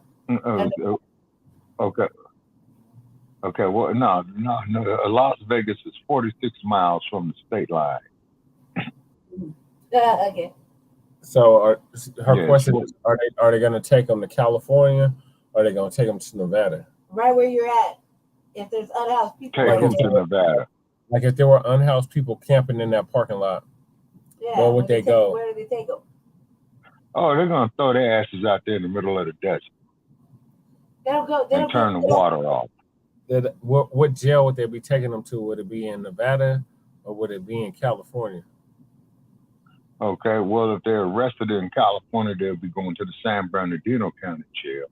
If they're arrested on the Nevada side, they'll be going to the Clark County Jail. So it's separated by the sidewalk, by the street. By the parking lot. Yeah, by the parking lot. Okay, so the parking lot is on what side? No. Okay, the parking lot actually it sits on the state line. The parking lot, the state line divides the parking lot. Come out in Prim, Nevada. Maybe they flip a coin. They flip a coin. Yeah. In other Heads, words, you go on the you couch. go one side of the Tails, you go on one side of the parking lot. You can go buy some California lottery tickets, right? You go on the other side of the parking lot, then you can step into a casino and say, "Come on, 7-Eleven." You know what I'm saying? You know, one-armed bandits there to jack you up. You know what I mean? Yeah. You know. Yeah. See, gambling is big fish. That house Okay. always wins, people. And this is why I had suggested, you know, for us generating revenue, you know, to put some of our people to work. That I said on New Black Power Radio, open up some casinos. You know, because that way there the revenue could go towards acquiring land for the homeless, number one. All that would also too. All of that would come with exactly. Oh yeah. Now, for all you conservative ass white folks, okay, what you could do, and this would be a win-win for you, is kick out the reparations check, right? Then let us build our own casinos. You see what I'm saying? And we put our own people to work first. This is just a suggestion. I'm just putting it out there, is because casinos generate revenue, and then this will get some of our unhoused neighbors some righteous employment. You see what I mean? Just as long as they ain't got cases of embezzlement, drug usage, and shit like that, because, you know, you got to be pretty sharp in your mind to do that type of work. But, however, this will also spill over into other jobs. You see what I'm saying? Because the casinos are still going to need maintenance. You still need window washing, you know, stuff like that. You see? And then also too. Huh? We hate for them to get melon. I lost my cue, y'all. Chewbacca, they got to bring their sunscreen, remember? They can't bring their sunscreen. Oh, yeah. No, they cannot bring their sunscreen. No, today was a perfect day for it.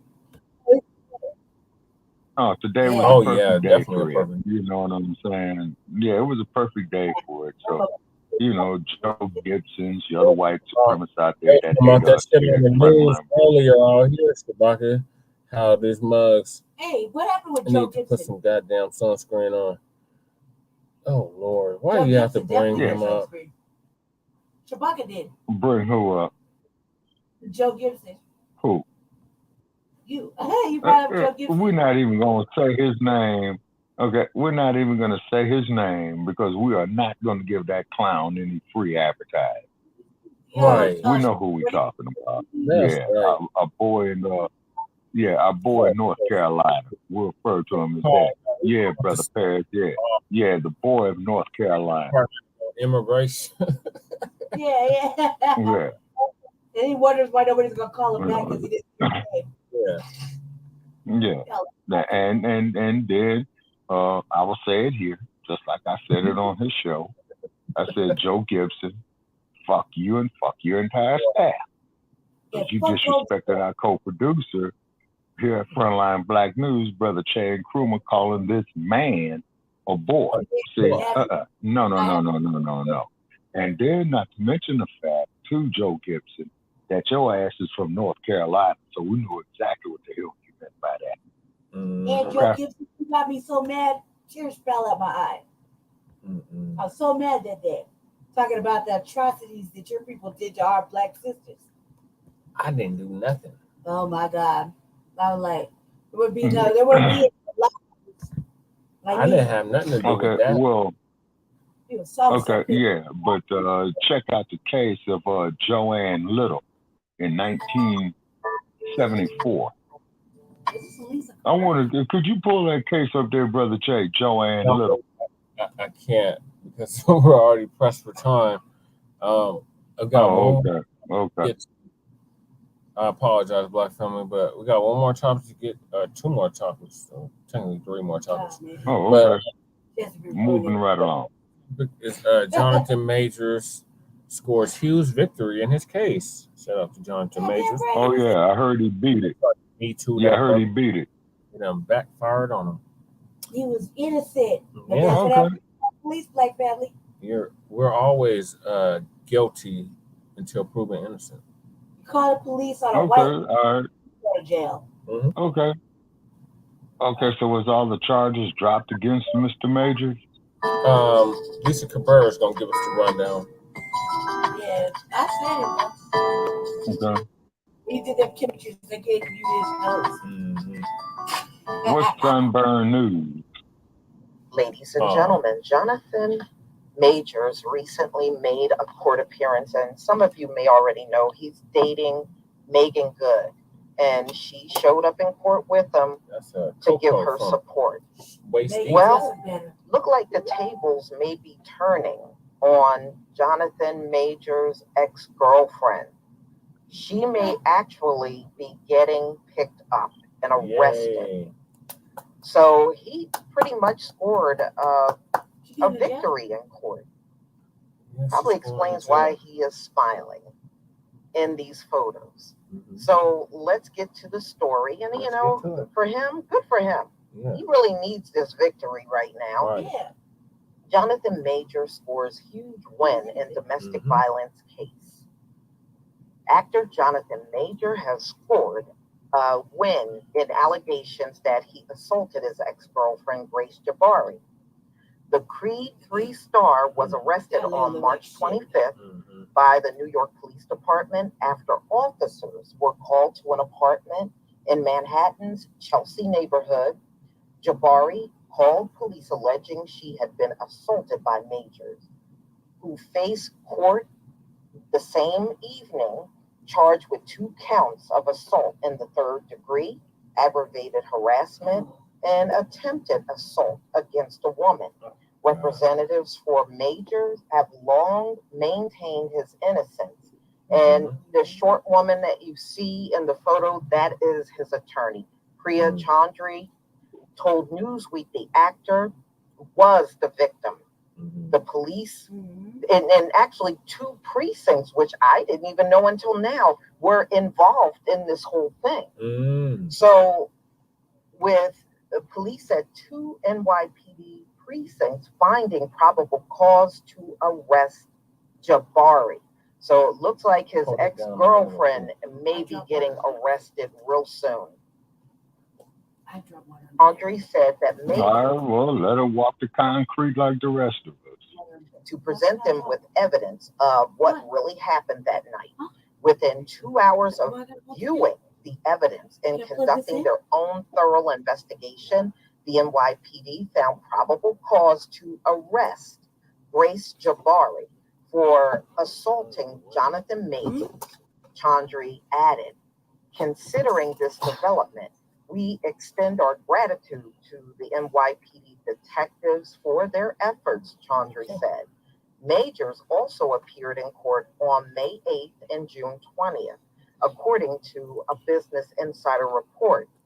Presented himself to the Chinatown precinct on June 21st to give a statement to police about what he claimed had occurred on the night of the assault. The actor said a drunk and hysterical Jabari attacked him on the street corner in Chinatown on March 25th. Now, this part I did not know about. We always were talking about what occurred inside of a taxi.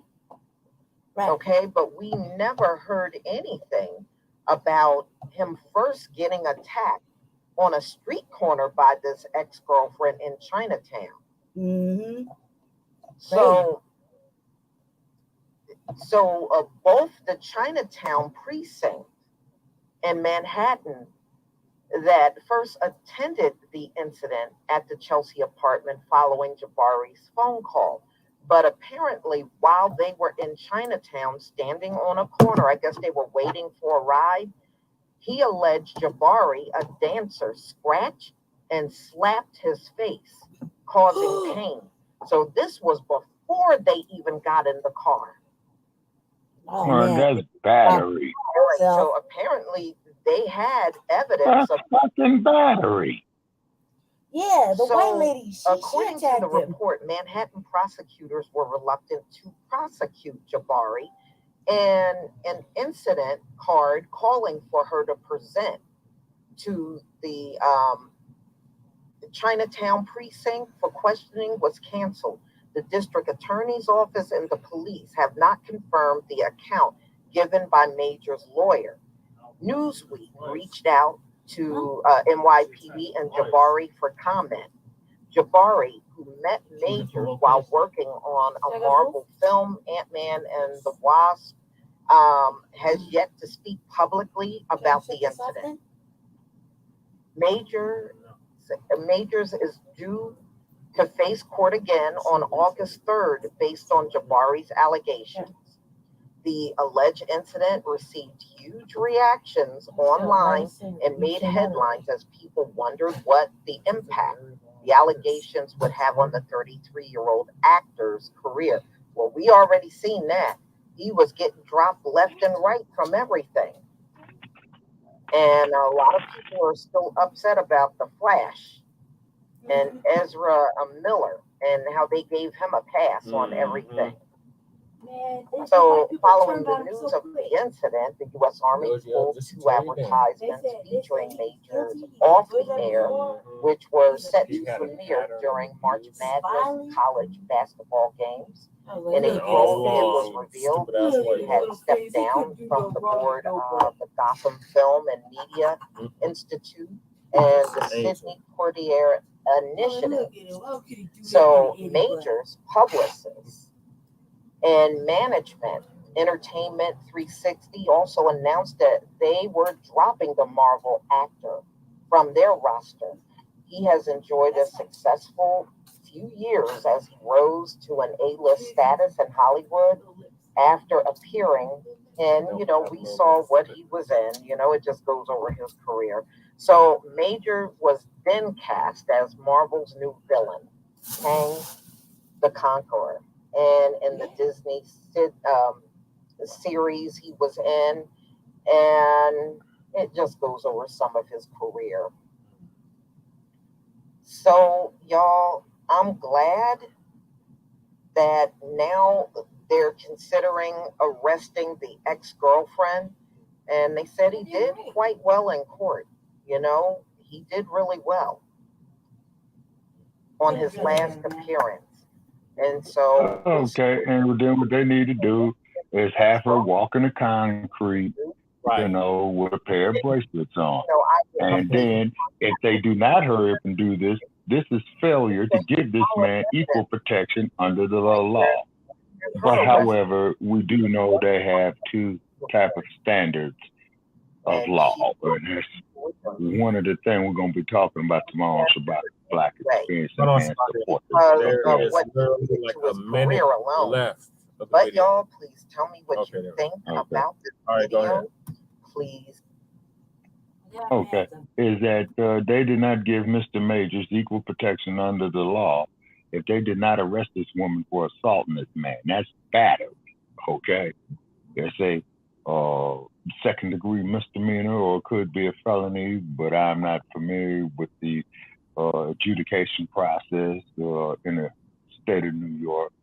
But if that woman put her hands on that man first, you see what I'm saying? No, she belongs booked, walking the concrete. Right. Walk the concrete.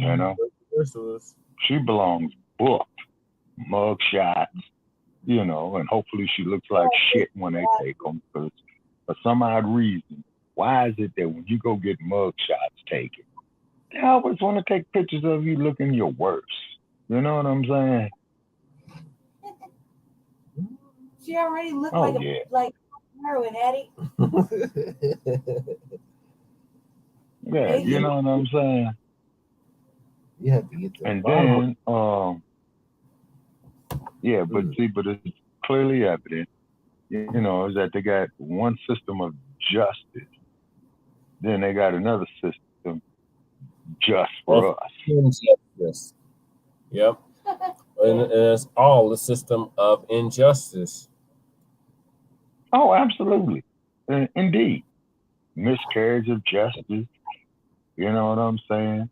Railroading these clients and taking these plea bargains and what have you. You see what I'm saying? Then you got ambulance chasers out here, You know what I'm saying? Just trying to get paid, like Ben Crump or other asshole that you had mentioned there earlier, another ant. But it's Yeah, what's his name again? But it's Bass. No, not Crump, but the other one. Lee Merritt. Lee Merritt. Yeah, Lee Merritt. Yeah, another ambulance chaser. You know what I'm saying? Yeah, that's what I said. They're going to take it. Going out there chasing ambulance.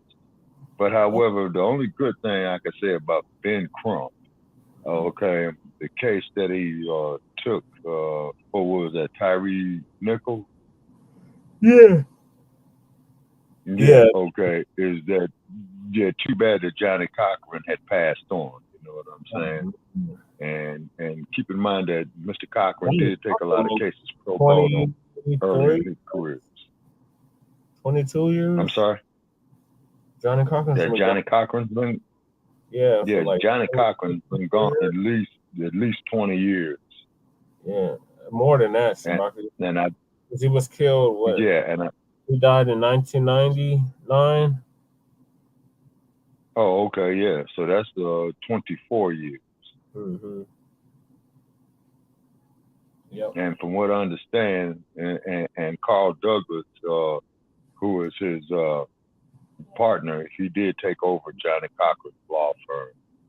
Let's check the camera. So there's still, the Johnny Cochran law firm, and what have you. And then Mr. Cochran, like I said on previous podcasts and on previous StreamYards, he did take a lot of cases pro bono early in his career. Before he died, he was going to sue the United States government for reparations. Yes, sir. Yeah, indeed he was. Yes, and hopefully, the movement that they got going on in California with it, that's why I appreciate Dr. Truth Bay, who is a lawyer, and appreciate the great work that she's doing and the great effort that she's doing. And just letting our listeners know, if you go to California, okay, to attend, the final chapter of the reparations hearings or to start implementing the element in regard to the reparation, you cannot CCW in the state of California. Okay, once again, you cannot CCW in California. Yes. So what's the next step? Gavin Newsom size the law. Yeah, so what would be the next step is, well, it would be the way I'm looking at California politics. I'm thinking that what they would have after they do all this is to place an initiative on the ballot in California, meaning you have to get the signatures of registered voters. Now, here's the problem. Okay, first place, Black people only make up like about 16% of the population in California. So that method there will be a program designed to fail.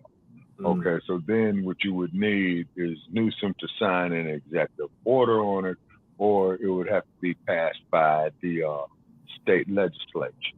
Now, also, too, they should not have nobody non-Black on the committee discussing the reparations. The reason being is because the Black experience is not these other groups' experience, just like their experience is not our experience.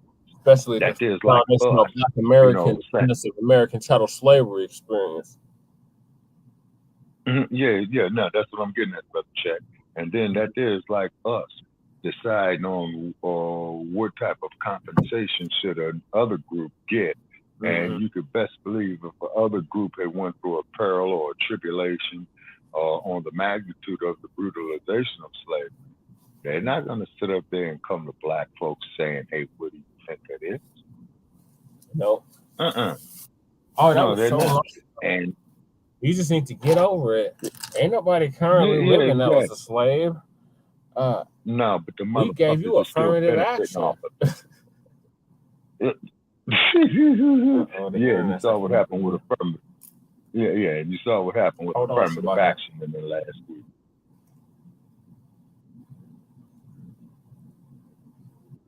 Damn it. That's right. No. Studio. Okay, Lady J's mic is off.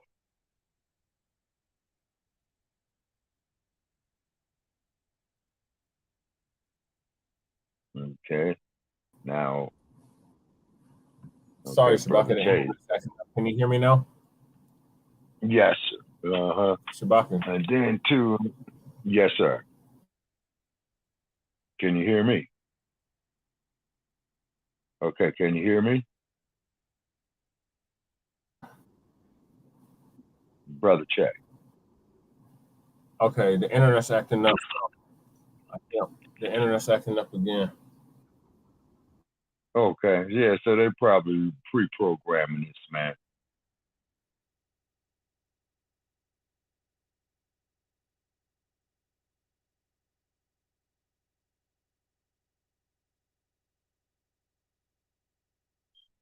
Oh, yeah. Okay, well, anyway, folks, you know, the internet is acting up again, or probably somebody's out there throwing a monkey wrench in our works again.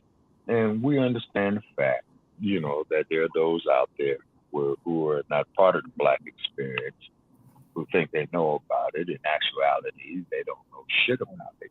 Okay. Because it's really, it ain't none of your damn business for your TVs, you know. We don't comment, you know, on your history and what have you. See, so your TVs, you pretty much need to shut the fuck up when it comes to the Black experience in this hemisphere. That's right, Shabaka. Because you don't know what because y'all don't know what the fuck you're talking about. You don't know what it's like being Black in America. You don't know what it's like getting jacked up by the police and having a gun put to the back of your head, somebody toying with your life.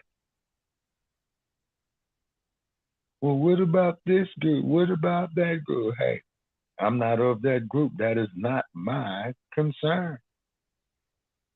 And then you get all these all-inclusive motherfuckers. That ain't going to work either, because it'll be everybody else benefiting off of the suffrage of Black people, which is to get the right to vote. Okay, every other group that's benefiting off of Black people getting hit with fire hoses and having police dogs sicked on them and getting upside the head, getting treated like royalty, as in Rodney King. Mm-hmm. See? So your other groups, you know, stay in your lane, you know? We don't know your experience. Not that we don't care, but we Black people in America. We're part here is property. And as they stated on the new Black Power radio this evening, as the brother so eloquently put it, where he shattered the lie that I've stated. Well, you know, it's your own people that sold yourself in slavery. Yeah, right. Doing that European and that colonized got you down there to Gory Island on that slave ship. And the ones who did the selling, they threw in their own slave ships as well, too. But they don't want to talk about that. So, Piagi, you yet to give me a straight answer on that one. And Terrell and Larry Aldridge, you punk ass motherfuckers ain't gonna acknowledge that fact. That's what makes you educated fools. Barack Obama should have addressed that issue, but he didn't. You know what I mean? And what happened? And the dump, as in human shit, you know, he clearly stated that he doesn't care about it. Okay. And then, another monkey wrench they throwing in our works again. Okay. And then the panties, you know, and I'm calling you Governor the Panties, you're a punk. Okay. All right. I don't call you the Santies. I call you the Panties. Okay. Because I think you're a transvestite, you punk. So what it is that the Black experience is not you other groups' experience, just like your experience ain't the Black experience. This is not hatred. This is not marginalization. The days of boss we sick is over. Sorry. You know what I'm saying? Sorry. Fuck boss. You know what I'm saying? Yep, You know? I hear you loud and clear. But Yeah. Boss is finished. Same thing with his ass scratchers. You see what I'm saying? And this is why I appreciated when the Freddie Gray case had went down in Baltimore. A brother by the name of Mr. P.K. Boone. Oh, speaking of Baltimore, and yes, there was a house party where like 30 people got shot. Oh man, was it black on black crime, man? Yeah, that's what it looked like. No. Okay, and on that, black family, black on black crime. Yeah, Mad Dr. D said it years ago, and I think what we need to do on that there, Brother Jay, is to do a follow up on that episode. And the name of that episode, Brother Che, in the archive is What We Do to Each Other. That was inspired by Mad Dr. D. And if your schedule permits, or if my schedule permits, man, we need to sit down, listen to it, take some notes, compare where we're at then and compare it to where we are at right now. And then also, too, just a brief comment, what's happening in the city of Chicago, what happened to, what's his name, Jaccson? Jaccson. The one that was shot and killed, after assaulting this young man's mother. Jeremy. Black man. Jeremy. Yeah, that's his name, Jeremy. Okay, so already, the lady had came on there in the news media. Yes, she has been threatened by his family members and his associates, you know what I mean? So her attorney, they're trying to get her and her family hit. And they're probably going to have to go off into something similar to witness protection program. They're probably going to have to leave the city of Chicago. Yeah. You know what I'm saying? Because Chicago is the gangster city. After all, it was the home of Al Capone for many, many years. Yep. They have certain traditions there. And then the cold part about it is, though, is that you had a lot of major black businesses start there in Chicago. Johnson Publications being one of them. Plus that, as we all know, is that the city of Chicago was discovered by a black man himself by the name of John Pointe DeSalvo. Lady Che, you still there? Salvo. Look like we got. I had to go to the restroom. You had to go to the restroom. Oh, okay. Oh, okay. I'm back now. Tablet's about to die. All right. We only got like 2 copies. Yeah, so we're down to the last. Moving on to the. Okay. All right. What's our last 2 topics? Unhoused neighbor news and unhoused neighbor sweeps. Yes, sir.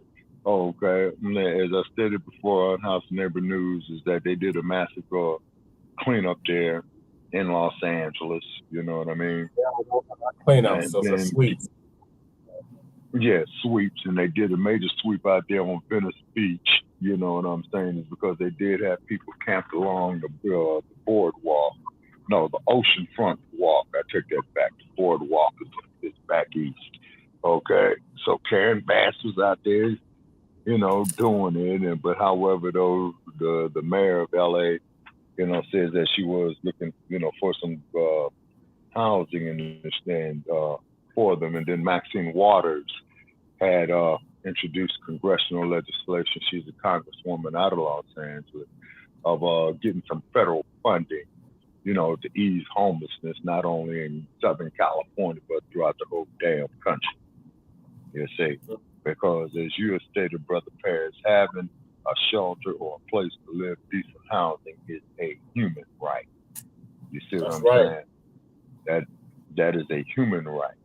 You see, to have adequate water, human right. To have adequate clothing, human right.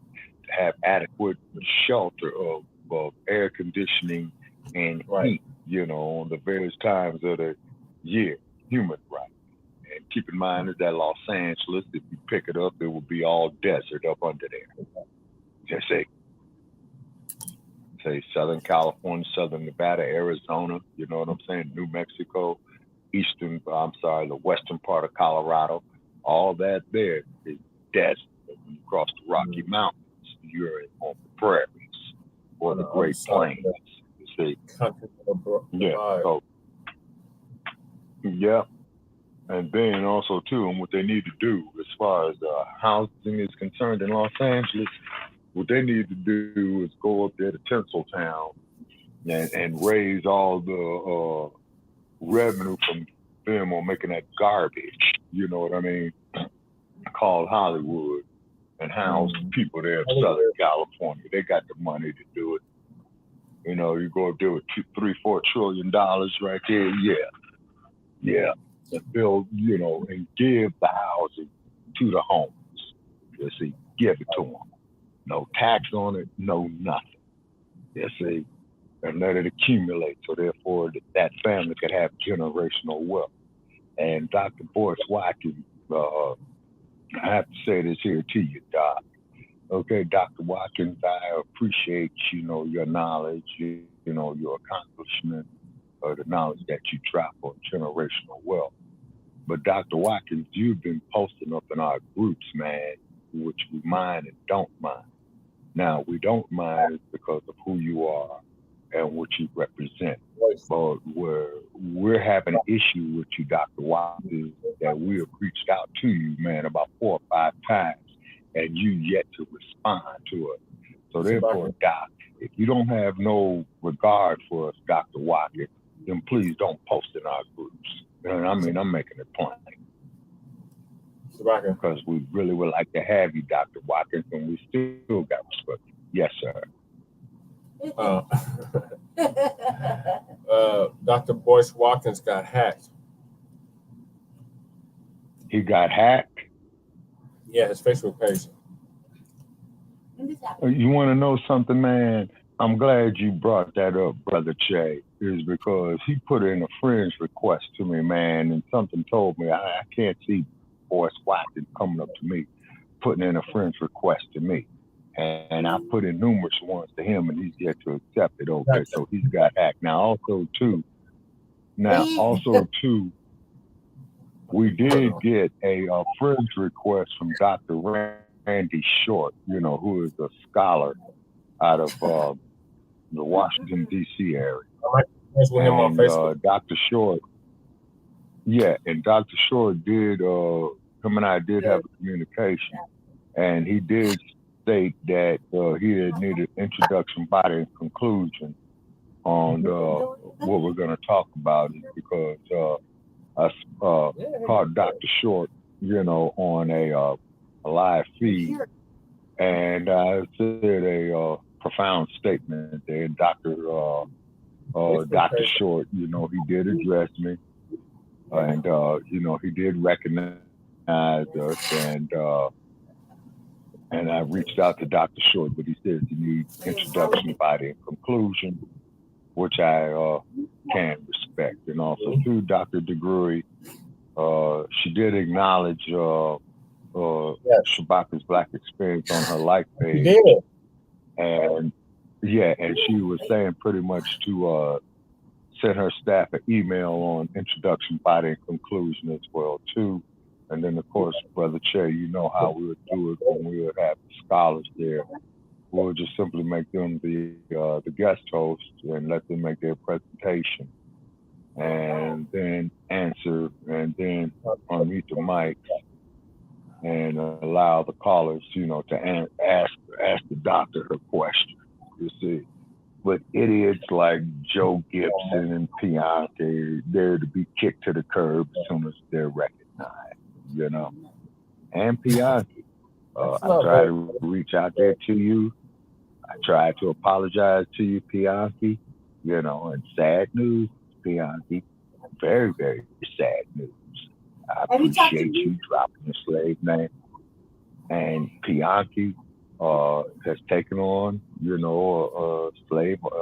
He has dropped the slave name and has taken on the name off of the continent. But the very, very bad news, Pianki, that I found out, and I know that this is going to break your heart. It certainly broke mine. Is that I found out that Shabaka and Pianki were brothers. Okay. Yeah. During the Soviet Empire. Yes, sir. I believe so. I believe so. And then also too. Richard. Say that again, Lady Che. And like you're Professor X and he's Magneto. Right? Yeah. Super friend is building relationship. So that's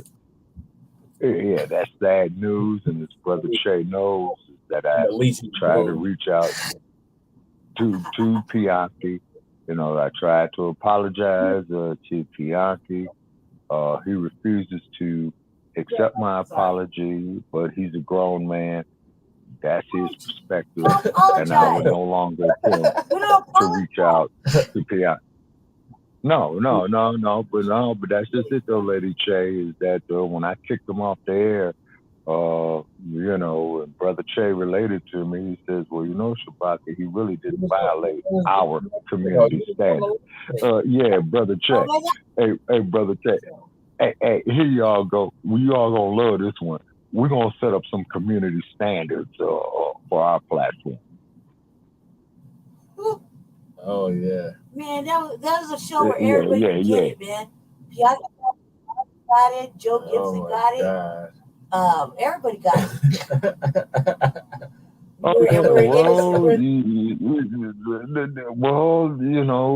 We all deal with the Black experience from the beginning of the time to 10 minutes ago, and we're not going to put up with prepackaged bullshit.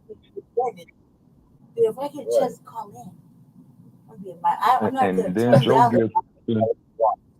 Okay, and then Joe Gibson, he refuses to accept facts. You see what I'm saying? So we'll leave Joe to his ignorance. What an idiot. But however, though, old Sarge, okay. But Sarge, Oh, Lord, don't call me up, Sarge. Sarge Rubis. But I think what Sarge is doing is making a name for himself, man, being controversial, man, going all over the blog talk, the spectrum, Sarge been on our show, he's been on Joe Gibson, Sarge been on Mr. Talk, Sarge been here, Sarge been everywhere, man. I haven't heard Sarge on the New Black Media. Yeah, I would be like, fuck you, Joe Gibson, and fuck He hasn't called in to Jason Blacc. He hasn't called into Tariq. Oh, man. He hasn't. Okay, wait a minute. Tariq Nasheed has a platform? Yes. But not a call. He doesn't have a Okay. But he rarely does a call. All right. Yeah, okay. Because I know Professor Black Truth, he's very limited on calling, because I tried to call Professor Jason Blacc Truth one time. Yeah. And he did recognize, me in the queue. And unfortunately, I got called away before I could appear on his platform, In the panties land. The flaccid penis of America. That's okay, what happened now? That's when you got the call to go work in the South. Oh, who was that? Remember, that's when you got pulled away. When you called Jason Blacc show. And got called. Oh, and I got pulled away. Oh, yeah. I got pulled away. Yes, and I had really wanted to get up there on that brother's show, you know what I'm saying, is because I was about to support, what he was saying and how he broke it down, you know what I mean, which he did, But one thing, though, I have to give it to the professor. You know what I'm saying? I like his style. We're getting him mixed That's up the with only thing I could. Professor Black Truth and Jason Black are two different people. Yeah. Oh, okay. All righty. Okay, then I'm talking about Jason Jason Black. Black. Yeah, that I was trying to get on his show. Yeah. Okay, but also too, definitely give a shout out there to Jay Dizzle. You know Yes. what I'm saying? Rated Minded Over there Media. at Black I Stand. Yes, sir. Yes, sir. And then also too, there's another brother who set up his own. Shout out to Captain Stokes, Brother Miguel Aziz. Yep. Yep. Oh, okay, yeah, definitely, of course, yeah, the Captain Sparks, yeah, most definitely, Brother Miguel Aziz, yeah. Appreciate you holding it down for the people in where what was that? Xavier? No, what was the town? Or where? Brother Aziz? Yeah, the town where Jalen Walker got killed. Oh, Oh, that's Cleveland. No, outside of Cleveland. Oh, South. okay. I don't know. Was it Akron? No. yeah, no, but it might be Akron. I think it was Akron. You know what? I think it was Akron. I think it was Akron. I think it was Akron. Yeah. Mm-hmm. Yeah. And so definitely shout out there to all Black media. You know what I'm saying? Mm-hmm. It's because it's up to us people to tell our stories and relate the news as it pertains to us. Because mainstream media, they don't give a damn about us. You know it, I know it, and they know it. As long as they got, ass scratchers like Elders and Terrell up there, they thinking these clowns represent the Black community, and they don't. I forgot what they did. They blocked it on Facebook. Chewbacca, they took our last, not this episode, but the one before, 2 episodes before that. The last one we did, our part 2, was like 4 hours long. And I don't know, but I share clips, take it over with, I have to sometimes. And I think I was talking, and they hit me with a shadow ban, right? And they striked our live Facebook page. And for 40 seconds, they took a whole 4-hour showdown. And we had the copyright going. They said the owner of the clip or whatever, didn't want me to use it, right? I looked all over Facebook. I looked all over YouTube for this alleged individual, right? No motherfucking person exists, right? So then I was like, Jesse, okay, lady, check. We're tag teaming the assault on the take this shit back. Like, you gotta shut our whole show down for 44 seconds. So I look at the 44-second part where they marked it, and it was just me talking, right? I was obviously on my my empowerment shit, right? So that 40 seconds, it was me talking, and they said I copyrighted something, right? And Jesse hit him with the motherfucking what did you say, Jesse? That you hit me with the copyright, the color of my skin because I'm speaking truth to power. Yeah. And shadow banners. I wrote back like, I want answers. I want you to put my shit back up.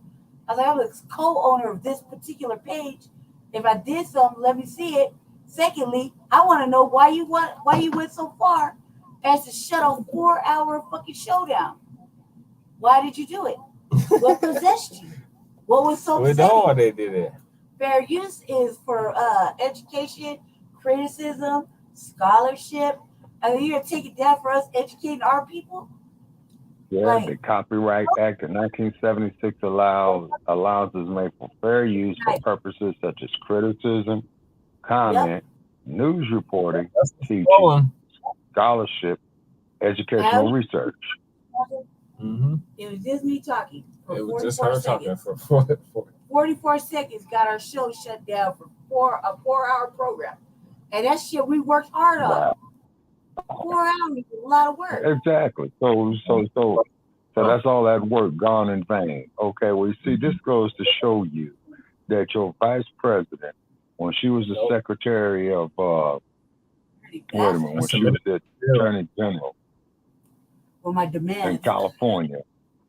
I was feeling okay. proud of there were certain key initiatives that needed to be presented to the people that qualified with signatures to get on the ballot, and she pulled them from the ballot.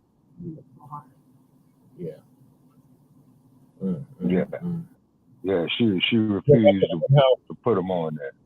We got to close up shop here soon. It's almost midnight over here.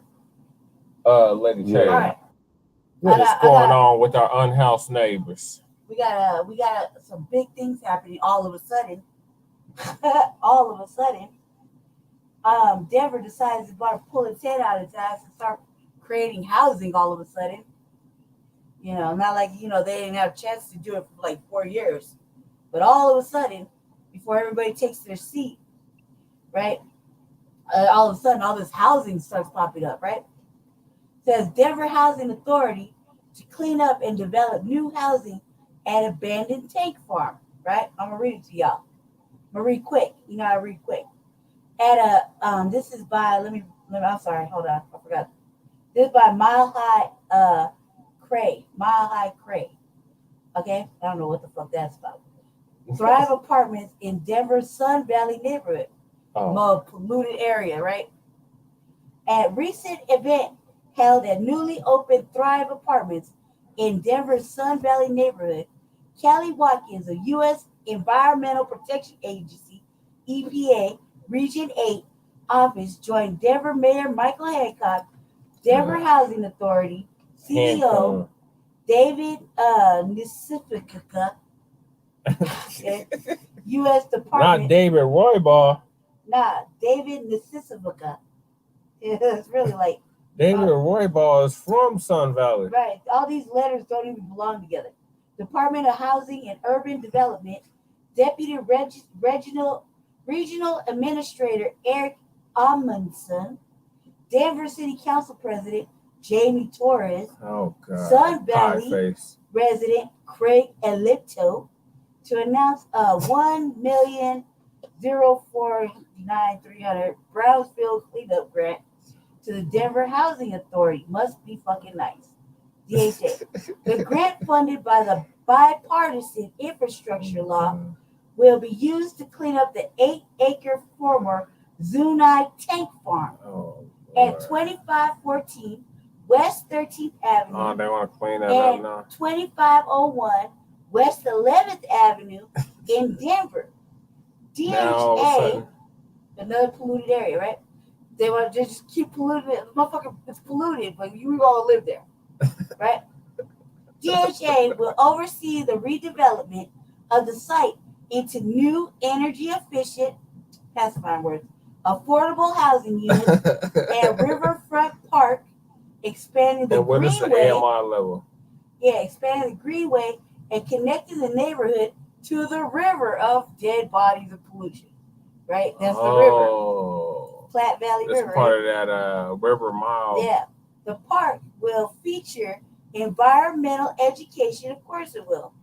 A water feature play area. Well, Earth Links is right over there. Cafe play fields and courts and multi-use trail. I bet they're playing pickleball over there. That's on the Decatur, they're going to be playing pickleball. Yeah, that's all they play now, pickleball. White people play pickleball. EPA continues to support city community leaders as they work to revitalize the Sun Valley neighborhood, said EPA Regional Administrator Casey Becker. This cleanup grant will address contamination at a critical property along the South Platte River. That whole shit's polluted. It's been polluted for decades. Improving green infrastructure and water quality and providing opportunities. That's because the gateway people. Right. Providing opportunities for new housing and recreational amenities. Pause right there. Doesn't matter how much cleanup you're going to do, that shit is polluted to the core of the earth. They only want to clean it up now. Because they want to make money off it. Because some crackers is moving in. Right. So the crackers just want to get cancer, basically. Third eyes. The Zuni Tank Farm is a prominent property in Sun Valley, near Invesco Field and South Platte River. Dead bodies float in South Platte. Former uses and fecal matter. Former uses of site includes scrap metal warehouse, landfill, coal-fired power plant, above-ground storage tanks, and detention ponds for fishies. Soil sampling identified the presence of benzoylpyrene and other polynuclear aromatic hydrocarbons, heavy metals, I'm not saying on purpose, asbestos, right? Asbestos. Jesus Christ, that word is hard. Lead, and other inorganic, right? It's the opposite of organic. Yeah, inorganics, man-made, right? Yeah, Contaminants synthetic. have also been found in buildings and storage tanks on site. This is all bad. Denver Housing Authority is thrilled to have been selected as an EPA Brownfield grant recipient. Just give me the money. These people can live up pollution. Oh my God. Right? It said David Navitskis, Chief Executive Officer of Denver Housing Authority. Utilizing the grant funds, this site will be cleaned to residential standards. I sure will. So they can kick you out as soon as you die. Fuck, and your family can't get their belongings. It doesn't matter if you grow a tail and a third eye. Literally. They don't care. They don't give a fuck. Your kidneys are gonna fail within the first year. They didn't give a damn when it was. They don't care. I don't even want to say They it. just want the money, and you could die. Okay, they don't give a fuck. That's right there by the rail too. All right. Anyway, utilizing the grant funds, this site will be cleaned to residential standards, and a portion of the land will be converted into a future park that borders the South Platte River. Just what we needed, more The parks. project property is adjacent to our newest housing development, Greenhouse and Thrive, Oh my God. which just completed construction and are leasing now. We will serve. Oh, that's the ones on Decatur. Yeah, we'll serve 264 family households, in addition to 187 families being served by the Gateway Apartments. As new Yep, I families, know it. It's a goddamn gateway. as new families move into the Sun Valley community, the economic benefits of affordability, new jobs, increased tax revenue, and more consumer spending will continue to bring new life to the target area and surrounding A businesses. 1-bedroom over there is $1,600. It don't matter, cuz you're getting cancer. The city and county of Denver charged DHA with implementing the Sun Valley Neighborhood Transformation Plan. DHA created Sun Valley Zunite LLC to assume site ownership and clean up the Tank Farm property. EPA is They set awarded. up an LLC for that. Yeah, like the city did. The city and county of Denver charged DHA with implementing the Sun Valley Neighborhood Transformation. DHA created Sun Valley Zunite LLC, like a Ponzi, like this, like you laundering money and shit, right? EPA is awarded for the Sun Valley project is among 8 brownfield grants, totaling more than $5 million announced this month for cleanup and revitalization projects That's in communities gentrification. across That's code word Colorado. gentrification. Yeah, and polluted ethnic areas. cleansing. Is it really counted as gentrification Yes. in polluted areas? It's still gentrification. Yeah, God, they're all going down. Across Denver, other grantors are receiving funds for projects in Brighton, Buena Vista, Pueblo, Silverton, Or a bunch of Mexicans. San Luis, San Miguel, and Trinidad. Yep, or a bunch of Mexicans is that. Okay, so real quick, your thoughts while I pull up the next one. That fucking shit is polluted. It's been polluted. They're gonna kill everybody. They Cause didn't that's care when it horrible. was And all that money, they're like, give us the money. They go other ahead than and white put- people there. They're not gonna put white people there. They're gonna put Yeah. Hispanic people there. Yeah, they're talking. So that once again, that's a human rights violation, like Flint, Michigan.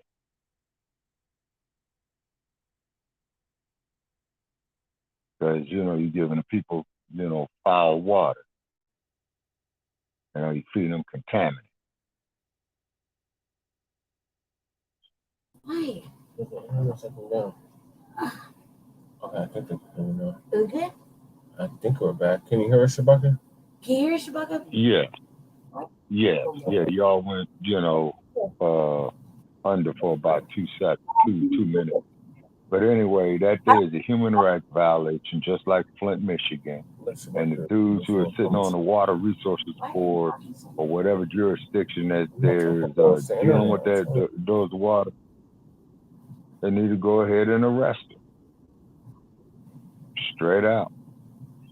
That's a public health concern. See? And then these bastards, they're systematically, killing certain segments of the population they don't like, And another thing, dealing with environmental protection. Bill Gates. Yeah, he's got the patent for artificial meat.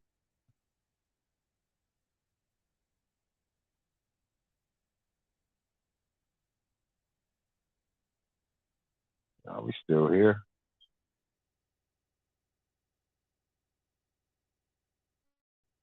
Okay, I don't know if we should make a closing comment tonight. All right, let's see if we can get back. We lost Shabaka. Damn Right it. back. I don't think so. Why not? All right, go ahead, Lady Chair. All right. Well, real I quick. need to close the show out. It's almost at 4 hours. Damn it, Jesse, close the show out, dude.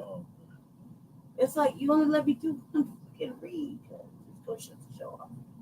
Shut up. I'm ready to shut. 4 hours, guys. I know, but that's not my fault, Jesse. Oh. When it comes to me, shut the show off. We're having internet issues again, but Thank you, family. Stay black, stay dangerous. Hopefully, Jesse, maybe you'll let me do a show tomorrow. yes. We also got Shabaka stuff at 7. All right. Shabaka, we're Yeah. supposed to close the show. We got 4 hours. Okay, close the show out. Yeah, we're getting ready to close the show out. Okay. We're already at 4 hours. Lady Che had another article yeah. to read. He's getting kicked out. The internet's acting stupid. Yes, you did. Look. I had to pick. I'm not on the thing though. I'm reading right here. Man. Internet's acting down. I feel like I'm never going to read any Unhoused anything in the near future. It's only going to be like maybe 10 seconds of talk. That's it. How long is it, Lady Che? We got 3 minutes to 4 hours. Shut up. All right, well, thank y'all for tuning in for this redo of Season 3, Episode 13, Part 2 of the Frontline Black News. Make sure you check us out tomorrow, or today, I guess it is now, or tomorrow on the West Coast. For Shabaka's Black Experience Enhanced. Give them the information, Shabaka. Oh, yes, sir. Okay, yeah. Shabaka's Black Experience Enhanced. We're doing it our usual show for Tuesday, which is going to be on the 4th of their live. Okay, it comes on at 6 p.m. in the Pacific time zone, 7 p.m. in the Mountain time zone, 8 p.m. in the Central time zone, 9 p.m. in the Eastern time zone. And the number to call in is 516-418-5996. And there it is right there. And for Shabaka's Black Experience Enhanced. And keep in mind, we are being shadow banned. And also, too, ladies and gentlemen, our phone number there, 516-418-5996. Please add it to your mobile cell phone plan so you will not be charged for calling in. Now, they just started this bullshit, okay, and we're in the process of inquiring about why people are being charged for calling into our platform. But add that phone number to your cellular plan so you will not be charged for calling in. And what it is, ladies and gentlemen, it's a bunch of bullshit that they just started within the last 3 weeks, I believe, Brother Che. We've been having that problem. Okay, so therefore, it's all maybe a month and a half. Yeah. And it's part of the shadow ban because they don't like the truth of what we speak here on the Frontline Black News Network, okay? And the cold part about it is, ladies and gentlemen, we really don't give a damn if they like it or not. Right. But this here just goes to show that when they do shit like this, is that we are speaking against the popular version of what is true. In addition to, do not spend not one damn dime with or in the state of Michigan. Don't even visit the damn place with tourism dollars. Because anytime that you're going to sit up there where you can do time in jail for calling a man, something is very, very wrong. See, that's fashion. That's tyranny. Okay, just like in the city of San Francisco. Fascism and tyranny. And how in the hell is a damn grown-ass man going to call himself a woman talking about he's going in a woman's restroom because, you know, he's transgender? And as I stated before, okay, these individuals cannot menstruate, they cannot ovulate, they cannot have children. Those are the elements of a woman, not some dude who's got the crack of his ass confused with a woman's woman. Right. Shit stinks. And all of that shit stinks. Just like the dump, as in human shit. Yep. Yeah, so make sure y'all check us out tomorrow or later on today. Yes, sir. Number scrolling on the bottom of the screen. And make sure you check us out tomorrow also for the RBA. Okay, what time is RBA? It'll be before Shabaka's Black Experience Enhanced. Whenever Jesse says do it. Okay. Long she wants to do it, but yeah, it'll be sometime tomorrow. Early. Or today. Okay. And make sure y'all check us out on Saturday for a brand new episode of the Frontline Black News, Season 3, Episode 14. So peace, love, light, reparations, and separations, and Black empowerment. We will catch y'all on future content. Shout out to Great Black Shark and the whole new Black media. Peace. Always.